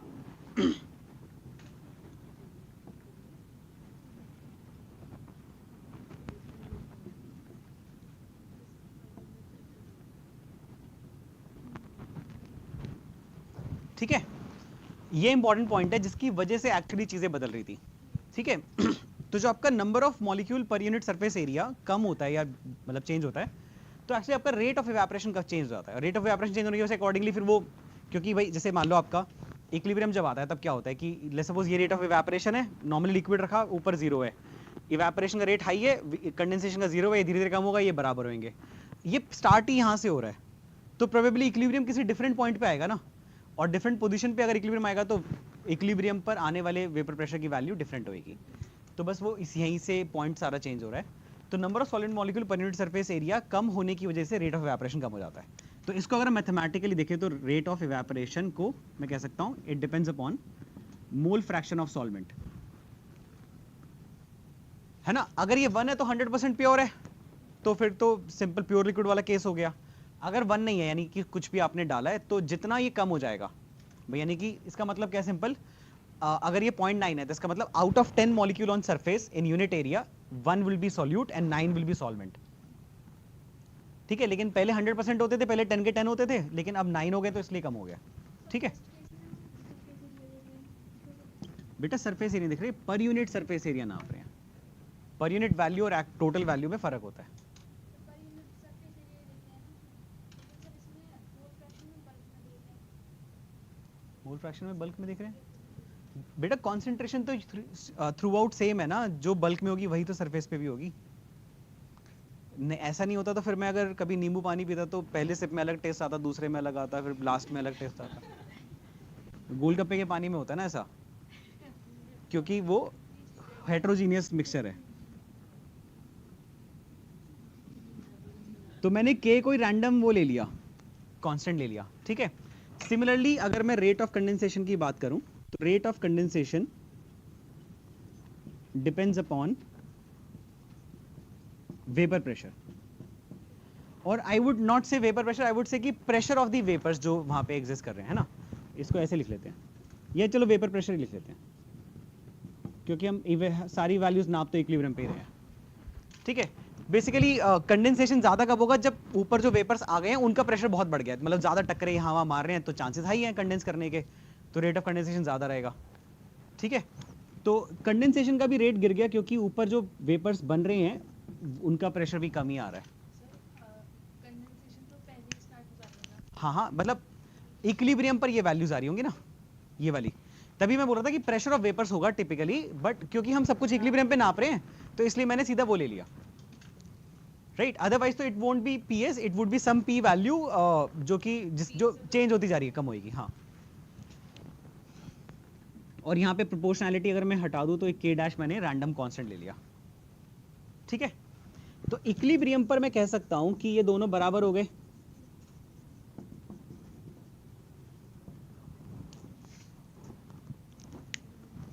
ऊपर वाला मिटा दो ये लाइन।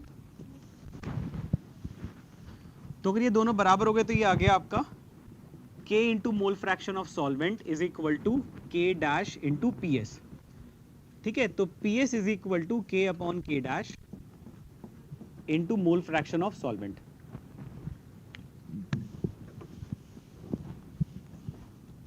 ये लिख लिया, नीचे वाला मिटा दूं। देखो अब ये वाली इक्वेशन में अगर मैं बोलता हूं कि मेरे पास यही इक्वेशन प्योर लिक्विड के लिए भी आइडियली वैलिड होनी चाहिए, है ना, क्योंकि ये तो हमने जनरल इक्वेशन बनाई ना, रेट ऑफ इवेपोरेशन किस पे डिपेंड करता है, कंडेंसेशन किस पे डिपेंड करता है। तो फॉर प्योर लिक्विड या प्योर सॉल्वेंट मोल फ्रैक्शन 1 हो जाएगा, और जो वेपर प्रेशर है वो पीएस नहीं, वो पी नॉट कहलाएगा, है ना। ये वैल्यू 1 हो जाएगी और ये वाली वैल्यू चेंज होके पी नॉट हो जाएगी। तो अगर मैं ये वैल्यूज यहां डाल दूं तो ये P nought is equal to K upon K dash into 1, तो k अपॉन k डैश किसके बराबर आ गया, p नॉट के। तो ये वैल्यू को मैं अगर यहां सब्स्टिट्यूट कर दूं तो मेरे पास एक नई इक्वेशन जनरेट हो जाएगी, which is PS is equal to P nought into mole fraction of solvent. तो ये जो एक मैथमेटिकल एक्सप्रेशन है ये कहलाता है राउल्ट्स लॉ।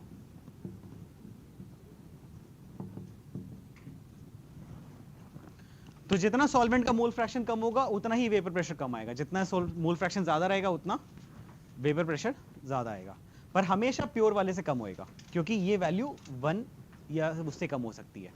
तो it can be either equal to 1 और लेसर देन 1।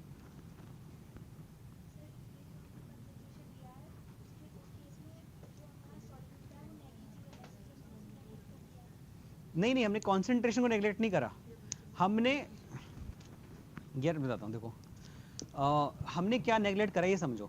मैंने खूब सारा पानी लिया, उसमें मैंने बहुत थोड़ा सा, मतलब चुटकी से भी चुटकी और मतलब बहुत छोटा सा नमक डाल दिया, ठीक है, और मैंने कहा पी के बताओ इसमें क्या टेस्ट आ रहा है, आपने कुछ खा ही नहीं रहा, ठीक है। फिर मैंने सेम ऐसे किया, बहुत सारा पानी लिया एक बाल्टी भर के, उसमें मैंने बहुत छोटा सा 2-4 चीनी के दाने डाल दिए, और फिर आपको बोला टेस्ट करके बताओ, तो आपने का टेस्ट नहीं आ रहा। तो यानी कि नेचर ऑफ सॉल्यूट पता ही नहीं चल पा रहा आपको, it doesn't really matter to you कि वो उसमें क्या डाला है, पता ही नहीं चल पा रहा ना, you can not distinguish the two. But आप कह सकते हो कि दोनों प्योर लिक्विड है, नहीं, ये है तो सॉल्यूशन ही। तो इन अ वे जब हम बहुत कम क्वांटिटी ऑफ कॉन्सेंट्रेशन लेके चल रहे हैं, यानी कि इनफाइनाइटली डाइल्यूट सॉल्यूशन लेके चल रहे हैं, तो सॉल्यूट की क्वांटिटी इतनी कम है कि उसके बदल जाने से जो फर्क आता वो नहीं आ रहा होगा, ठीक है। फर्क सिर्फ किसी से आ रहा होगा, जो नंबर्स हैं कि भाई सरफेस पे उन्होंने कुछ जगह घेर ली जिसकी वजह से वेपर्स कम बन पा रहे हैं, वेपर प्रेशर टोटल कम आ रहा है, एंड सो ऑन। तो हम सिर्फ हाँ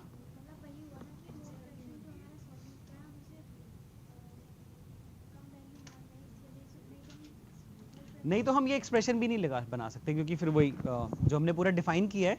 so this is only true, Raoult's law is valid for ideal solutions, और आइडियल सॉल्यूशन हमने क्या बताया इस केस में, इनफाइनाइटली डाइल्यूट सॉल्यूशन, ठीक है ना।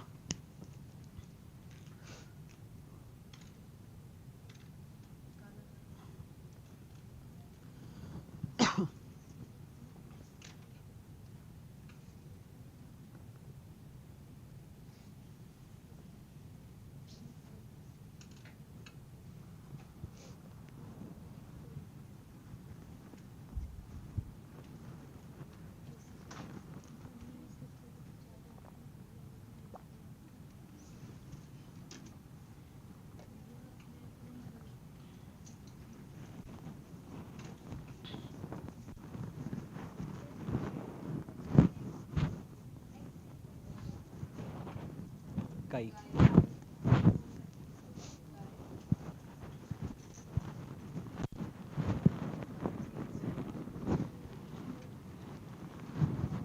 ठीक है।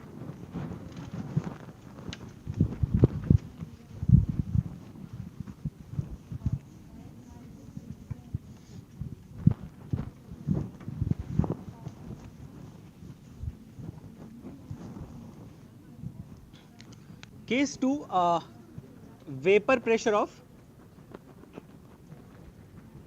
a solution of volatile solute in volatile solvent।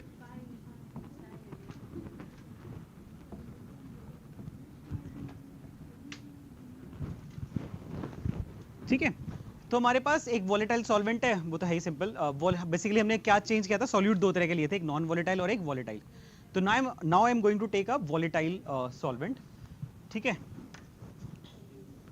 हाँ सॉरी सॉल्यूट, सॉल्वेंट तो ले ही रहे हैं।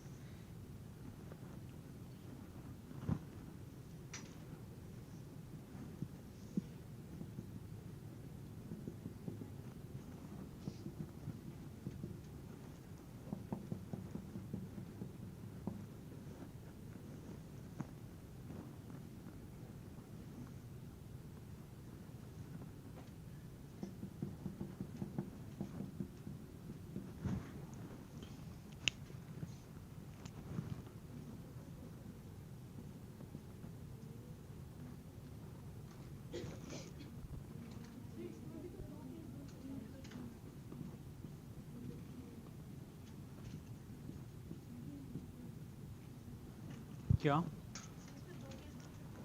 कैसे? हाँ हाँ वो तो ठीक है, वो हम मैथमेटिकली देख लेंगे।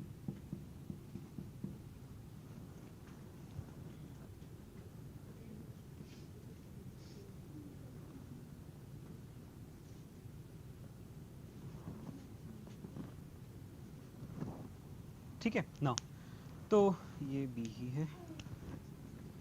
तो दो केस हैं अपने पास, हमने एक प्योर लिक्विड लिया बी, ठीक है, और इसका वेपर प्रेशर नाप लिया। तो this vapour pressure will be called as, और may be in a way I would say this value is P not B. ठीक है, सो पी नॉट इसलिए बोल रहा हूँ, स्टैंडर्ड्स है वो आप ध्यान रखेंगे, पी नॉट मतलब प्योर की बात हो रही है, and I am referring to B, तो ये बी के लिए हो गया। सिमिलरली ऐसे ही एक्चुअली आप इनफैक्ट बेस्ट रहेगा आप एक और केस ले लेते हैं। सिमिलरली मान लो आपके पास ए बी है,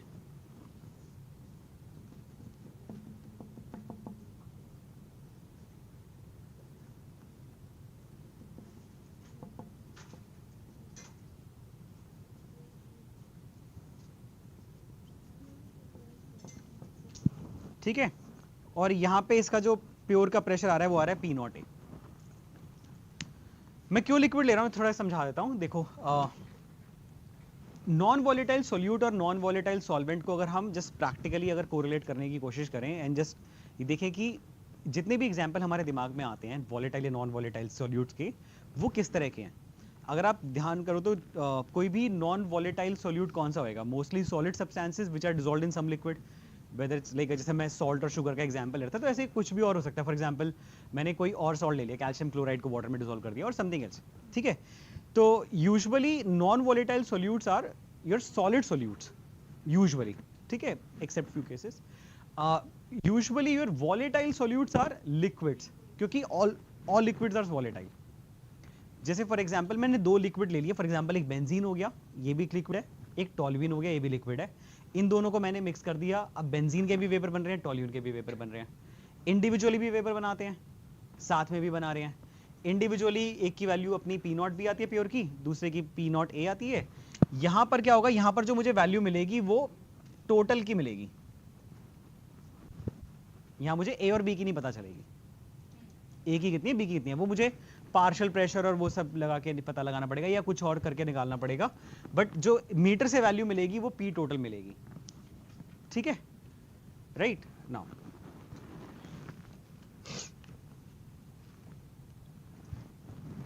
अब यहां पे हाँ ठीक है बिल्कुल, एक सेकेंड, हाँ जी बेटा।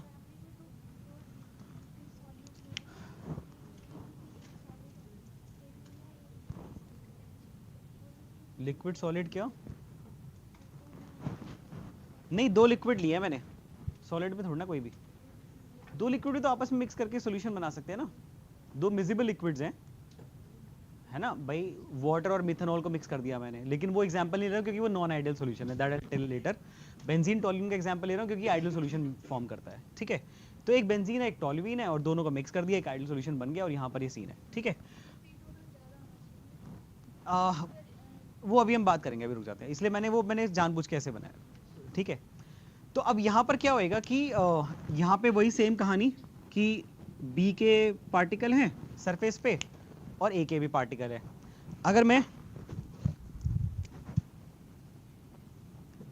बी के नजरिए से देखता हूं तो B would be cribbing about कि यार ए ने सरफेस पे कुछ जगह घेर ली है जिसकी वजह से मेरे वेपर कम बन पा रहे हैं।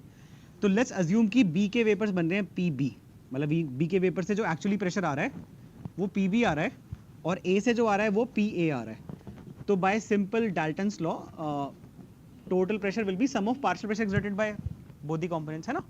यहाँ पे इन वेपर्स का मिक्सचर बन गया है, ए अपना कुछ लगा रहा है, बी अपना लगा रहा है।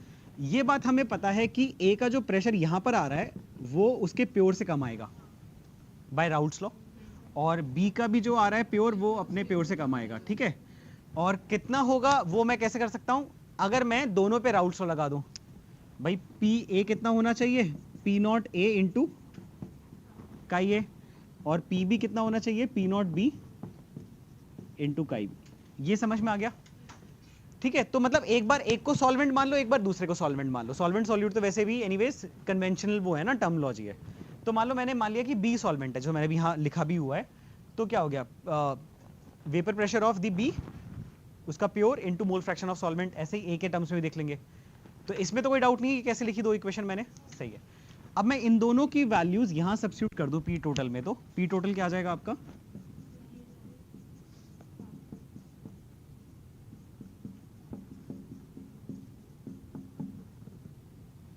ठीक है। ये क्या है, chi A chi B, these are mole fraction of A and B. कहां पे मोल फ्रैक्शन, हाँ जी, मिक्सर तो दो दिख रहे हैं मेरे को, एक मिक्सर ये रहा, एक मिक्सर ये रहा।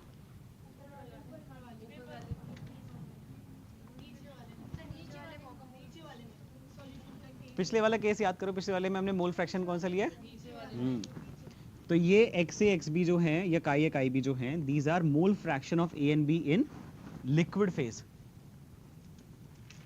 ठीक है, mole fractions in liquid phase. यहां पे भी मिक्सर बन रहा है, यहां पे भी कुछ मोल फ्रैक्शन होंगे, कितने होंगे वो अभी हम थोड़ी देर में बात करते हैं, विल कैलकुलेट दैट। अगर आपने लिख लिया तो मैं ये ऊपर वाले दो लाइन मिटा दूं, ब्लू वाले। तो जस्ट मैं ये पी टोटल को वैसे लिख रहा हूं, देखो। अब क्योंकि ये मोल फ्रैक्शन जो ए और बी है ये लिक्विड फेज में है, तो सम ऑफ सारे कंपोनेंट्स के मोल फ्रैक्शन का 1 आता है, ये तो पता ही है हमें, नॉर्मल मैथ्स है, सारे फ्रैक्शन को जोड़ दो तो 1 हो जाएगा, ठीक है। तो यहाँ पे मैं किसी एक के टर्म्स में लिख सकता हूँ वैल्यू, तो P total is equal to P nought 1 minus chi B अगर मैं कर दूं, तो जैसे मैंने कर दिया, बेसिकली ये कर दिया, तो बेसिकली एक ही के टर्म में इक्वेशन बन जाएगी।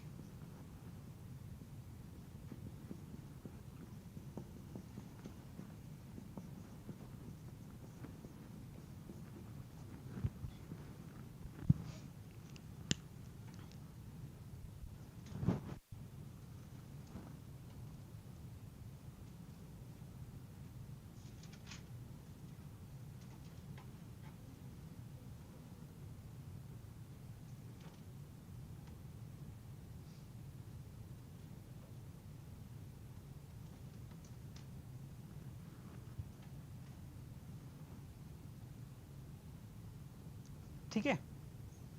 अच्छा, एक चीज यहाँ पे जो इस ग्राफ में, ये जो डायग्राम में दिख रही है हमें, कि जो पी टोटल आ रहा है इसकी वैल्यू पी नॉट बी से कम है और पी नॉट ए से ज्यादा है, ठीक है। वैसे तो ये यहाँ इस इक्वेशन से दिख जाता है, लेकिन काफी बार इक्वेशन देख के ऐसे फील नहीं हो पाता कि मतलब हाँ ये कम एक्चुअली इसी रेंज में आ रहा है, तो ये मैं ग्राफ से प्रूव कर दूंगा अभी आपको, ठीक है। लेकिन ये पॉइंट आपने नोट कर लिया जो मैंने इस डायग्राम में बनाया, और यहाँ पे ये इक्वेशन, ठीक है, ये हमने ड्राइव कर लिया। मैं ये डायग्राम मिटा दूं, है ना।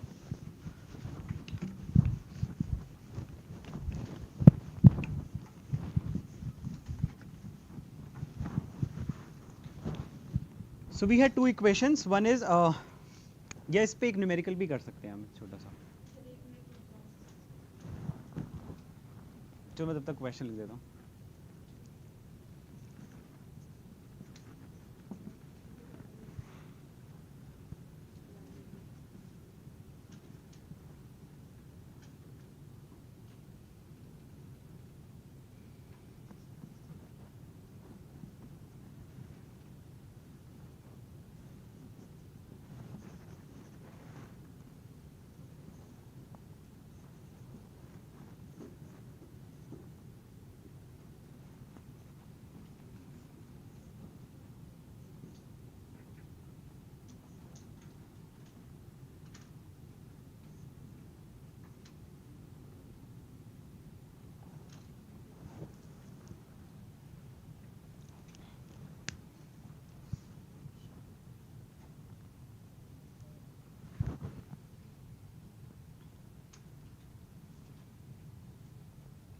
ठीक है, ए और बी वो वॉलेटाइल सोल्यूट वॉलेटाइल सॉल्वेंट हैं, they are forming an ideal solution, and total pressure जो आ रहा है that can be written as in this expression format.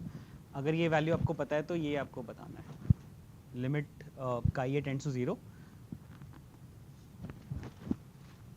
TV upon XP की वैल्यू निकालनी है।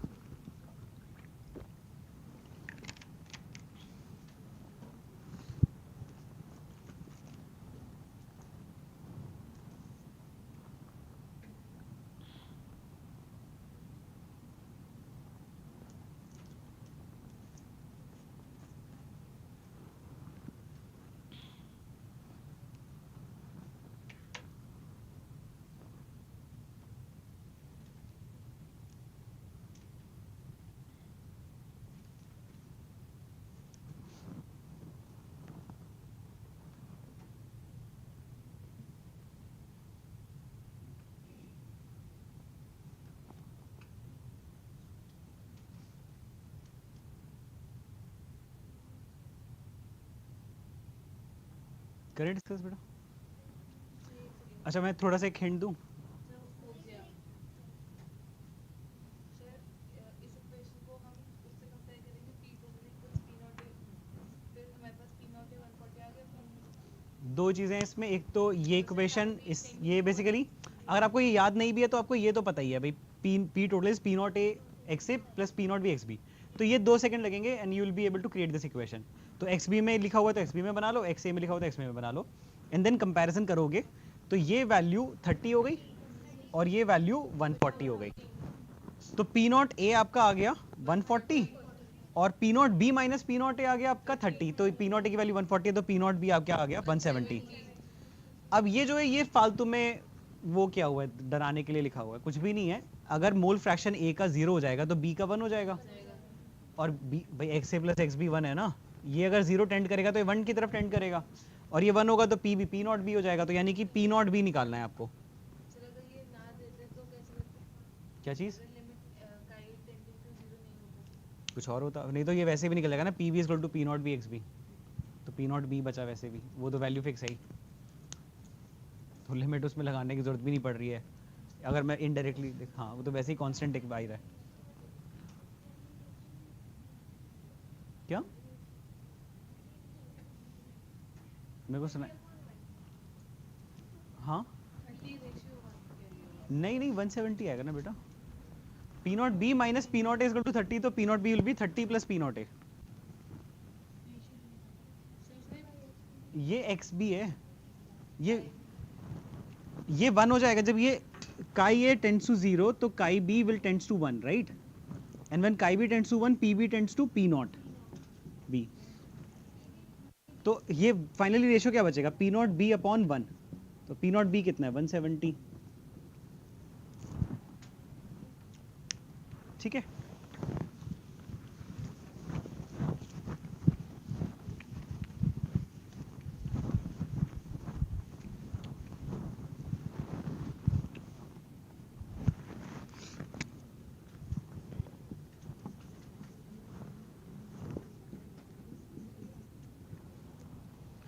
देखो मेरे पास एक इक्वेशन है, P A is equal to P not A x A, ठीक है। एक्स बोल देते हैं, काय काय क्या करते हैं, ठीक है, ए सॉरी, राइट? लिखने में भी आसानी रहेगी, बोलने में। तो एक्स ए अपना ये, राइट? अगर मैं इसकी ये इक्वेशन को, तो this is nothing but Y is equal to M X type की इक्वेशन है, ठीक है। तो ये इक्वेशन, ये लाइन जाएगी एकदम सीधा, लेकिन ये लाइन सेगमेंट ही बनेगा क्योंकि एक्स ए की वैल्यू 1 से ज़्यादा नहीं हो सकती भाई, मोल फ्रैक्शन है ना, मैक्सिमम वैल्यू 1 हो सकती है, तो अकॉर्डिंगली इसकी वैल्यू भी मैक्सिमम यहाँ आ जाएगी। ये 1 होता है तो कितना हो जाएगा ये वैल्यू, पी नॉट ए, ठीक है ना, सिंपल। ऐसे ही एक और इक्वेशन ले लेते हैं।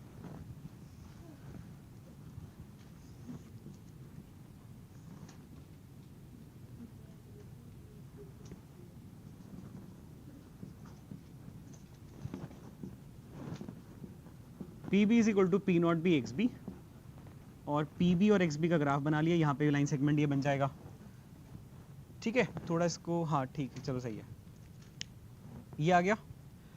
अब क्योंकि एक्स ए और एक्स बी आपस में रिलेटेड हैं, ठीक है ना भाई, आपका मोल फ्रैक्शन ऑफ ए और mole fraction of B is sum दोनों का 1 आएगा, राइट? तो हाँ, तो मैं बेसिकली दोनों को एक साथ देखना चाहता हूँ, मतलब इन दोनों ग्राफ को एक ही ग्राफ पे स्टडी करना चाहता हूँ। बट ये दोनों ग्राफ उल्टे रिलेटेड हैं। कैसे? जब एक्स ए 1 होगा तब एक्स बी आपका 0 होगा, ठीक है, और जब ये एक्स ए 0 होगा तब एक्स बी 1 होगा। तो यानी कि मुझे क्या करना है, मुझे इस ग्राफ को उल्टा करके रखना है यहाँ पे, ठीक है। तो मैंने कर दिया, मैंने यहाँ पे ये ग्राफ को मैंने कहा कि एक काम करते हैं, 2 वाई एक्सिस हो गई अपने पास, ठीक है, ये 2 वाई एक्सिस हो गई हमारे पास। अब इसमें ये वाला ग्राफ यहाँ, ये वाली लाइन यहाँ से यहाँ चलेगी जो ये वाला था, ठीक है। पहले मेरा ग्राफ बना हुआ था, मैं डिस्टिंग्विश करने के लिए ब्लू और ब्लैक से कर देता हूँ। तो ये था एक्स ए 0 टू एक्स ए 1, और जहाँ एक्स ए 1 हो रहा है वहाँ पर ये वैल्यू पी नॉट ए हो जाएगी ना, ये वैल्यू 1 हो जाएगी, और ये अपना ये वाली इक्वेशन, इसको मैं इधर से मिटा देता हूँ, क्योंकि अब हम दोनों, ये दोनों वाई एक्सिस हो गई ना, तो दोनों पे वेपर प्रेशर नाप रहा हूँ मैं, ये हटा दिया मैंने, ठीक है। अब ब्लू वाले की अगर मैं बात करूं तो ब्लू वाले में मैंने इसको ऐसे पलट के बनाया है, तो एक्स बी यहाँ 0 है और एक्स बी यहाँ पे 1, और जब एक्स बी 1 है तब ये प्रेशर कितना है, पी नॉट बी। तो ये इक्वेशन है पी बी की, और ये वाली इक्वेशन, ये वाली लाइन जो है ये बन रही है पी ए के लिए। सेम हाइट पर ट्रेन है। नहीं, अलग अलग है ना, सेम का है। क्यों अलग अलग? मैंने माना है बी का, बी ज्यादा वॉलेटाइल है, ए कम है, ठीक है। अब मैं अगर इन दोनों को कनेक्ट कर दूं तो एक ये जो लाइन सेगमेंट बनेगा, इसकी इक्वेशन बतानी है आपको क्या है।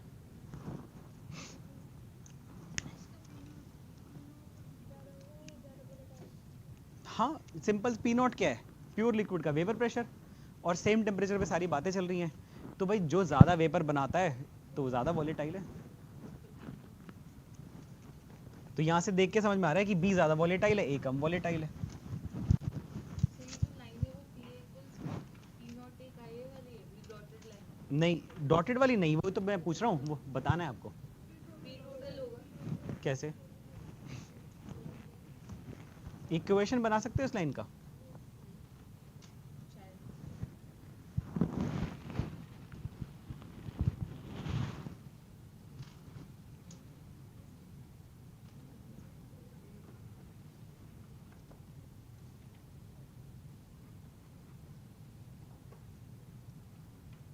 Y square M X plus C से बन जाएगा, ठीक है। तो मान लेते हैं ये वाई एक्सिस है और ये वाली एक्स एक्सिस है, या ऐसे ले लो जैसे भी अच्छा लगता है, ये वाली ले लो, तो एक्स बी के टर्म से बन जाएगी इक्वेशन। तो वाई अपना हो गया ये, हाँ जी बेटा, सॉरी वाई अपना हो गया प्रेशर की वैल्यू जो भी यहाँ पे आएगी, जो मेरे को निकालनी है। स्लोप हो गया अपना y2 minus Y one, x2 minus x1, तो y2 माइनस वाई वन हो गया P not B minus P not A, X B minus X 1 minus 0, ठीक है। ये स्लोप आ गया, x की वैल्यू आ गई X B plus Y intercept P not A, तो this p is equal to P not B minus P not A into X B plus P not A. ये अगर आप देखो तो अपनी कॉपी में वही हमने क्या बनाया था, ये this is nothing but P total. P total, तो ये इक्वेशन पी टोटल की आ रही है, ठीक है। अरे मैच लगाइए थोड़ी सी, अब बाद में सोच लेना, उसको छोड़ो, ये मत पूछो। मैंने ये इक्वेशन, ये एक्स एक्सिस मान ली, एक्स बी 0 to 1 वाली, और ये वाई एक्सिस मान ली, तो simple Y square X plus सीख रहा है, एम निकाला y2 minus Y one, x2 minus x1 से, ठीक है ना। अच्छा अब देखो, अगर आप यहाँ पे पी टोटल की वैल्यू देखो इस ग्राफ पे, तो ये वैल्यू हमेशा पी नॉट बी और पी नॉट ए के बीच में लाई कर रही है। मतलब कोई भी पॉइंट पे अगर मैं पी टोटल की वैल्यू निकालूं तो it is always in between, and it's always larger than P not A and smaller than P not B. तो पी टोटल यहाँ से मुझे देख के ही समझ में आ रहा है कि वो पी नॉट ए से बड़ा है और पी नॉट बी से छोटा है। तो अब यहाँ से कंक्लूड मैं क्या कर सकता हूँ कि जब मैं दो वॉलेटाइल लिक्विड्स को मिक्स करता हूँ आपस में, ठीक है, तो हम अब एक बेसिक सा सवाल कि भाई अगर मैं दो वॉलेटाइल लिक्विड को मिक्स करता हूँ तो क्या वेपर प्रेशर बढ़ जाएगा कि घट जाएगा। तो सवाल गलत है, मतलब तो हम इस सवाल पे एक और वापस से एक क्वेश्चन पूछेंगे, विच इज दैट कि आप किसके रिगार्डिंग पूछ रहे हो। अगर मैं ए के रिगार्डिंग पूछूंगा तो बढ़ जाएगा, और बी के रिगार्डिंग पूछूंगा तो घट जाएगा, या इसमें आपको रटने की जरूरत नहीं है या कैलकुलेट करने की जरूरत नहीं, क्योंकि सिंपल सा लॉजिक है। A was a less volatile liquid and you added a more volatile liquid to it, तो ए के लिए बढ़ गया। B is a more volatile liquid and to B you added a less volatile liquid, तो इसलिए B के लिए घट गया, क्योंकि दोनों का मिक्स होने पे वैल्यू जो आएंगी वो कहीं बीच में आएंगी ना, उनके एवरेज आउट होंगे कुछ जिस भी प्रोपोर्शन में मिक्स हुए हैं, तो जो टोटल प्रेशर बनेगा that will be somewhere in between the two. जो ज्यादा वॉलेटाइल है उसको हमेशा नुकसान होगा क्योंकि अब उसके साथ लेस वॉलेटाइल वाला आ गया है, और लेस वॉलेटाइल वाले को हमेशा एडवांटेज होगा क्योंकि उसके साथ मोर वॉलेटाइल वाला आ गया, क्योंकि सॉल्यूशन का टोटल प्रेशर मोर वाले की वजह से ज्यादा हो जाएगा, ठीक है। तो ये सिंपल सा लॉजिक है। अब सेकेंड इंपॉर्टेंट चीज होती है कि हम ये ग्राफ पढ़ तो लेते हैं लेकिन हमें समझ नहीं आता इस ग्राफ का मतलब क्या है, ये समझना बहुत इंपॉर्टेंट है। देखो यहां पर अगर आप देखोगे तो ये इसको थोड़ा सीधा कर देता हूं मैं, ठीक है।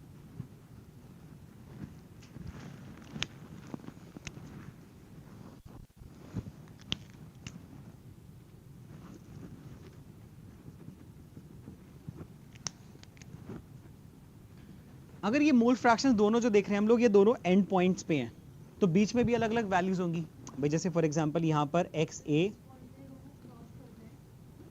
हाँ मोल फ्रैक्शन सेम आ जाएगा और समहाउ प्रेशर भी सेम आ जाएगा दोनों का, ठीक है।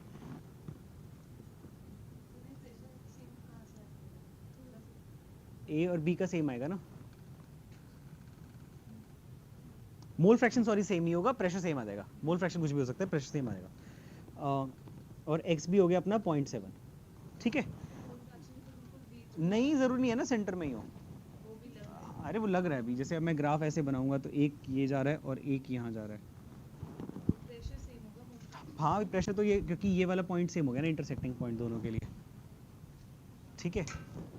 नाउ तो एक ये कॉन्सेंट्रेशन है, ऐसे ही अब अलग अलग होंगी भाई। यहाँ पे एक्स ए 0.2 है और ये एक्स बी अपना 0.8 है, ठीक है। लेट्स सपोज यहाँ पर एक्स ए अपना 0.8 है और एक्स बी 0.2 है, 0.1 कैसे हो जाएगा 0.8 से, ठीक है।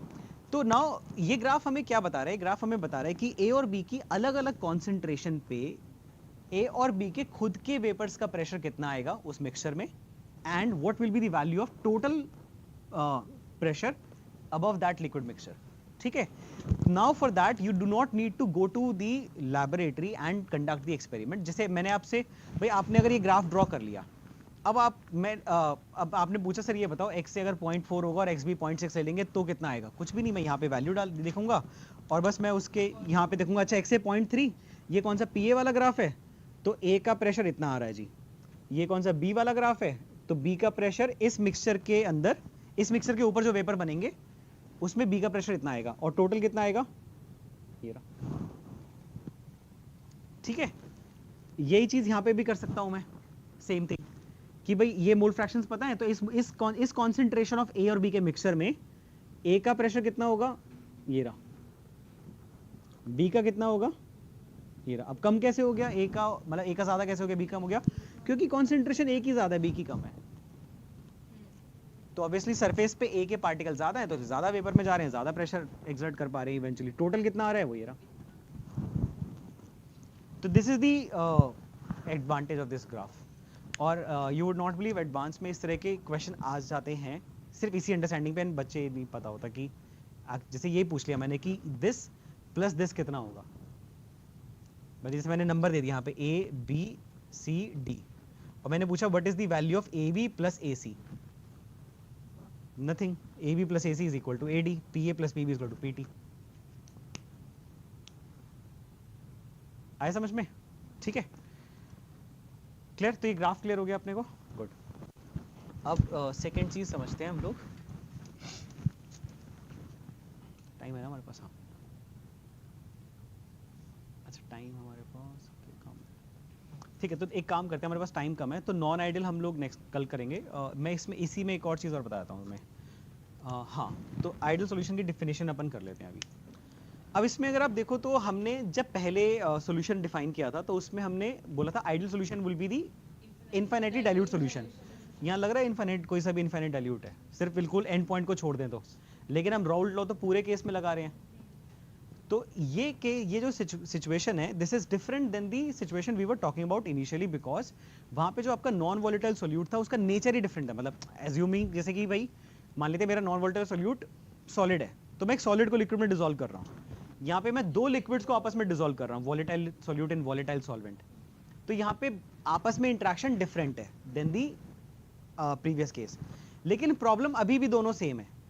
वेपर प्रेशर में ए के में चेंज क्यों आ रहा है, क्योंकि सॉल्यूट और सॉल्वेंट का इंटरेक्शन बदल गया। भाई पहले ए जब प्योर था तब ए के अराउंड ए के मॉलिक्यूल थे, अब ए और बी मिक्सचर में है तो ए के अराउंड बी के मॉलिक्यूल्स भी और ए के मॉलिक्यूल भी हैं। Same goes for the B. तो यहाँ पर भी सेम प्रॉब्लम है कि वेपर प्रेशर में जो भाई मैं बोल रहा हूँ P A less than P not a क्यों आ रहा है या P be less than P not be क्यों आ रहा है, क्योंकि एक तो दो ही रीजन है सेम, सॉल्यूट सॉल्वेंट इंटरेक्शन हो रहा है, ठीक है, वो बदल गया, मतलब पहले आसपास के पार्ट मतलब इंटरवॉल के फोर्स ऑफ अट्रैक्शन बदल गई पहले से, सिंपल। और सेकंड नंबर ऑफ मॉलिक्यूल्स पर यूनिट सरफेस एरिया वाला कहानी, वो हमने बाय डिफॉल्ट आंख बंद करके यूज कर ही लिया था। ये वाली चीज को हमने बाय डिफॉल्ट इग्नोर कर दिया, जबकि अगर हम पिछले वाला लॉजिक यहां लगाएं तो ये आइडियल तो है ही नहीं। तो एक्चुअली राउल्ट ने क्या किया, राउल्ट ने कहा कि ये आइडियल सॉल्यूशन है, लेकिन इस आइडियल सॉल्यूशन को मैं अलग तरीके से डिफाइन कर रहा हूँ, और उसमें गलत नहीं है। ऐसा नहीं कि उसने अपने लॉ ऑफ कन्वीनियंस चलाया लाइफ में कि अब मेरा मन करा तो मैं उसको अलग डिफाइन कर देता हूँ। उसने सिंपल से कहा कि भाई what we have to get rid of by defining ideal solution is this factor. I don't want to focus on what is the मतलब कौन सॉल्यूट है कौन सॉल्वेंट है, वो नेचर ऑफ सॉल्यूट सॉल्वेंट पे नहीं जाना मेरे को, तो मेरे को उसको इग्नोर ही तो करना है ना। पहले मैं उसको इग्नोर इनफाइनाइट डाइल्यूट मान के कर पा रहा था, अब मैं दूसरे तरीके से करूंगा। कैसे? तो इसको वो इग्नोर करता है कैसे, ये डिफाइन करके कि भाई हम ये जो सारी बातें कर रहे हैं ये आइडियल सॉल्यूशन के लिए है। और आइडियल सॉल्यूशन कब होगा? जब सॉल्यूट सॉल्वेंट के बदल जाने से कोई फर्क नहीं हुए। ठीक है, वो कब फर्क नहीं होगा? जब मान लेते हैं ए सॉल्यूट है या बी जो कोई भी सॉल्यूट सॉल्वेंट है, ए और ए आपस में किसी तरीके से इंटरेक्ट करते हैं, मतलब in a way you can say that इनकी आपस में कुछ इंटरमॉलिक्यूलर फोर्स ऑफ अट्रैक्शन है। बी और बी की भी आपस में कुछ इंटरमॉलिक्यूलर फोर्स ऑफ अट्रैक्शन है। जब ए और बी को मैंने मिक्स करा तो ए और बी की आपस की कुछ इंटरमॉलिक्यूलर फोर्स ऑफ अट्रैक्शन है। फर्क किस बात से पड़ेगा कि भाई जब ए के आसपास बी बदल गया तो अगर ये इंटरेक्शन डिफरेंट तरह का हो रहा है तभी तो फर्क पड़ेगा। अगर सेम ही तरह का हो रहा है तो पता भी नहीं चलेगा। एज सिंपल एज दैट कि मान लेते हैं आप ही के 11th के लिए सपोज 2 बैचेस चलते हैं, ठीक है, मतलब आप एक ग्रुप में से पढ़ रहे हो, अभी इसलिए सपोज एक और ग्रुप को मैं पढ़ाता हूँ पैरेलली, और मैंने कहा कि यार चलो ये टॉपिक कॉमन पढ़ाना है, दोनों को साथ में पढ़ा देते हैं। अब आप लोगों की आपस में एक बॉन्डिंग बन चुकी है, उनकी भी आपस में एक बॉन्डिंग बन चुकी है, लेकिन जब मैं दोनों को मिक्स करूंगा तो क्या होगा? 2 केस हो सकते हैं, 3 केस हो सकते हैं मान लेते हैं, ठीक है। एक केस होगा कि आपस में बनी नहीं, लड़ाइयाँ हो रही हैं बहुत ज़्यादा, ठीक है, और दूसरा केस हो गया कि अरे बहुत ही ज़्यादा बन गई, मतलब इतनी तो अपने दोस्तों से नहीं बनती जितनी इनसे बन गई है नए वालों से, ठीक है, हो सकता है, मतलब कम चांसेस कम है, ज़्यादा वो हम नहीं बात कर रहे। थर्ड हो सकता है कि कुछ पता ही नहीं चला, मतलब it felt that nothing has changed. वो कब होगा? जब जितनी लेवल की आपकी इंटरेक्शन या दोस्ती आपस में है उतने ही एग्जैक्टली उनके साथ हो जाए, और उनकी भी जैसी आपस में थी सेम एग्जैक्टली हो जाए। वो कब होगा? जब ये इक्विवेलेंट वैल्यूज होंगी, ठीक है। तो when the intermolecular force of attraction between two the, हाँ जी बेटा, नहीं नहीं, इंटरेक्शन इक्विवेलेंट है। जैसे बेंजीन और टॉल्यून अगर आप देखोगे तो दोनों का मॉलिक्यूलर वेट में डिफरेंस है, थोड़ा सा ही डिफरेंस है। नेचर ऑफ मॉलिक्यूल भी काफी कुछ सेम है एकदम। बेंजीन डेरिवेटिव है वो दूसरा, दोनों नॉन पोलर सब्सटेंस हैं, ठीक है। मॉलिक्यूलर वेट में क्योंकि थोड़ा सा फर्क है इसलिए थोड़ा सा इंटरमॉलिक्यूलर फोर्स ज्यादा होगी, थोड़ा सा वेपर प्रेशर फर्क करेगा, तो डिफरेंस इन वेपर प्रेशर भी बहुत ज्यादा नहीं होएगा। तो इसीलिए अगर आप आइडियल सॉल्यूशन के एग्जांपल देखोगे ना, जैसे कि हेक्सेन एंड हेप्टेन, ठीक है, क्लोरोइथेन एंड ब्रोमोइथेन, मतलब बहुत क्लोज होंगे, there are very similar nature and they have very small differences in their molar masses and thereby they have equivalent values of intermolecular force of attraction, ठीक है। आई बात समझ में? इसी को हम लोग एक और तरीके से ट्रैक कर सकते हैं मैथमेटिकली।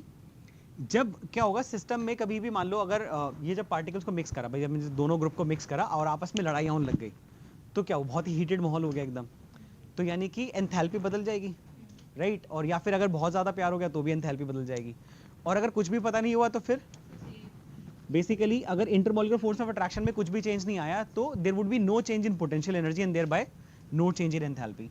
सिमिलरली अगर inter particle force of attraction अगर मान लो क्लोज हो जाते, बहुत ज़्यादा स्ट्रॉन्ग हो जाते पहले से, तो पार्टिकल्स पास आ जाते, तो नेट वॉल्यूम कम हो जाता, ठीक है। अगर लड़ाइयाँ होती तो क्या होता, कहते कि भाई दूर होके बैठ, ठीक है ना, तो बेसिकली ये डिस्टेंस बढ़ जाता एंड वॉल्यूम पहले से बढ़ जाता, तो चेंज इन वॉल्यूम आपका पॉजिटिव या नेगेटिव आता, लेकिन अगर कोई फर्क नहीं पड़ा तो इट विल बी 0। तो इसको डेल्टा एच मिक्स भी बोलते हैं, डेल्टा वी मिक्स।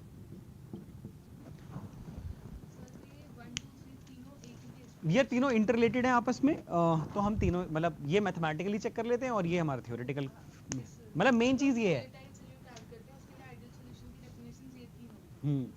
तो ध्यान रखने की बात क्या है कि गलती हम जहां करते हैं, हम आइडियल सॉल्यूशन की एक स्टैंडर्ड डेफिनेशन मान लेते हैं विच इज दिस, जो क्योंकि इसी को डिटेल में बताया जाता है, और वो दूसरे केस में भी वही लगा देते हैं, जबकि वो अगर ट्रू होती तो बाय डिफॉल्ट फिर तो मतलब वो क्योंकि एक और वजह से मैं relative lowering of vapour pressure पढ़ाऊंगा तो उसके अंदर वहाँ पे वो चीज़ यूज होती है टिपिकली, कि हाँ जहाँ पे हम लोग actually number of moles of solute in comparison two moles of solvent ignore कर देते हैं मैथमेटिकली, क्योंकि वो बहुत कम नंबर है, और वो इसीलिए हो सकता है क्योंकि वो डेफिनेशन ही है, ठीक है। तो सिंपली अगर हम कंक्लूड करें, हो गया ना टाइम, हाँ ठीक है, तो मैं कंक्लूड कर देता, समराइज कर देता हूँ सारा का सारा, और कल क्या पढ़ेंगे वो भी बता देता हूँ। तो समरी ये है कि स्टार्टिंग फ्रॉम की एक तो सबसे पहले वेपर प्रेशर क्या होता है ये हमने समझ लिया। क्या होता है vapour pressure? Of the liquid on this, हाँ जो भी आसपास है, हाँ at equilibrium, that this is most important thing. Since it's at equilibrium, so it can only be changed only if and only if the value of Kp for that liquid gas equilibrium या liquid vapor equilibrium वो Kp बदल जाए। Kp का बदल सकता है या vapour pressure का बदल सकता है? टेम्परेचर और नेचर ऑफ लिक्विड, ठीक है। टेम्परेचर के बढ़ाने पे वेपर प्रेशर बढ़ता है, और नेचर ऑफ लिक्विड वाले में इंटरमॉलिक्यूलर फोर्स ऑफ अट्रैक्शन पे डिपेंड करता है। सेकंड, फिर हमने बात की कि लिक्विड में अगर हम कुछ डिसॉल्व कर दें, उसका सोल्यूशन बना दें तो क्या फर्क पड़ेगा। उसमें हमने दो केस डिवाइड कर दिए, एक बार हमने नॉन वोलेटाइल सोल्यूट डाला, एक बार वोलेटाइल डाला। नॉन वोलेटाइल सोल्यूट डालने पर वेपर प्रेशर हमेशा गिरता है, ठीक है। नॉन वोलेटाइल सोल्यूट का आप एग्जाम्पल दिमाग में रख सकते हो, कोई सॉलिड सब्सटेंस को आपने किसी लिक्विड में डिसॉल्व कर दिया, for example salt in water, sugar in water, ठीक है। और उस केस में हमेशा वेपर प्रेशर पहले प्योर के केस से गिर जाएगा, और कितना चेंज होगा that can be calculated by Raoult's law का equation, PS is equal to P0 into mole fraction of solvent. उस केस में आइडियल सॉल्यूशन कैसे डिफाइन होता है? Infinitely dilute solution. Second case फिर हमने बात करी कि आपके पास सोल्यूट जो है वो भी वॉलेटाइल है। उसका याद रखने का तरीका क्या है कि दोनों लिक्विड है, सोल्यूट भी लिक्विड है। सोल्यूट कौन है जो कम क्वांटिटी में, सॉल्वेंट कौन है ज्यादा क्वांटिटी में? Both of them are liquid and both of them are volatile. For example benzene, toluene, hexane, heptane, ठीक है, right.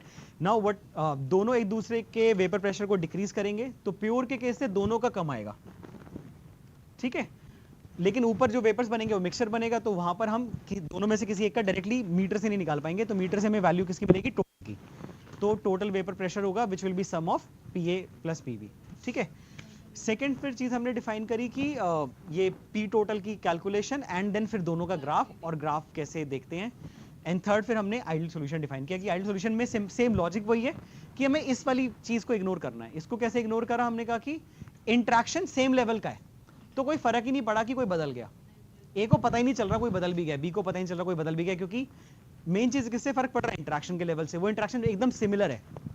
I would not say exact same, I would say similar, that is why I have used the sign of equivalent, ठीक है। तो these are equivalent level of interactions, और इनको mathematically कैसे देख सकते हैं? Delta H mix should be almost zero and delta mix should be almost zero, ठीक है।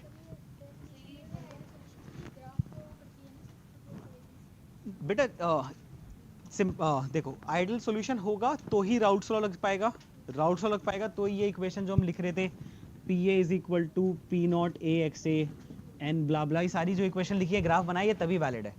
अगर आइडियल नहीं है तो ना ये इक्वेशन वैलिड है और ना ये ग्राफ वैलिड है। हाँ, क्योंकि उसमें वो तो केस ही डिफरेंट है ना, वो नॉन वॉलेटाइल सोल्यूट इन वॉलेटाइल सॉल्वेंट है, तो इस ये सिचुएशन डिफरेंट है, इसलिए हमने इसमें डेफिनेशन डिफरेंट बनाई है, ये ध्यान रखना है। कल क्या पढ़ेंगे? इसी में मान लो मैंने दो लिक्विड्स को मिक्स करा, या जो भी दोनों वॉलेटाइल सब्सटेंस को मिक्स करा आपस में, तो उसमें ये इंटरमॉलिक्यूलर फोर्स ऑफ अट्रैक्शन इनसे कम या ज्यादा है, तो ऑब्वियसली नॉन आइडियल हो गया। तो नॉन आइडियल में यहाँ बिहेवियर कैसा होगा? राउल्ट्स लॉ तो लग नहीं पाएगा, कोई इक्वेशन काम नहीं करेगी, तो उसमें न्यूमेरिकल नहीं है। यानी कि नॉन आइडियल में in a way it's a theoretical concept which we would need to understand. तो दो तरह के डिविजन होते हैं, positive negative, which we'll understand tomorrow. Second thing most important which we would understand is colligative properties. वो property जो सिर्फ number of solute particles पे डिपेंड करती हैं, नेचर पे नहीं। तो वो चार हैं, एक बार थोड़ा सा पढ़ के आना, will finish that this chapter tomorrow, ठीक है। हाँ, थैंक यू।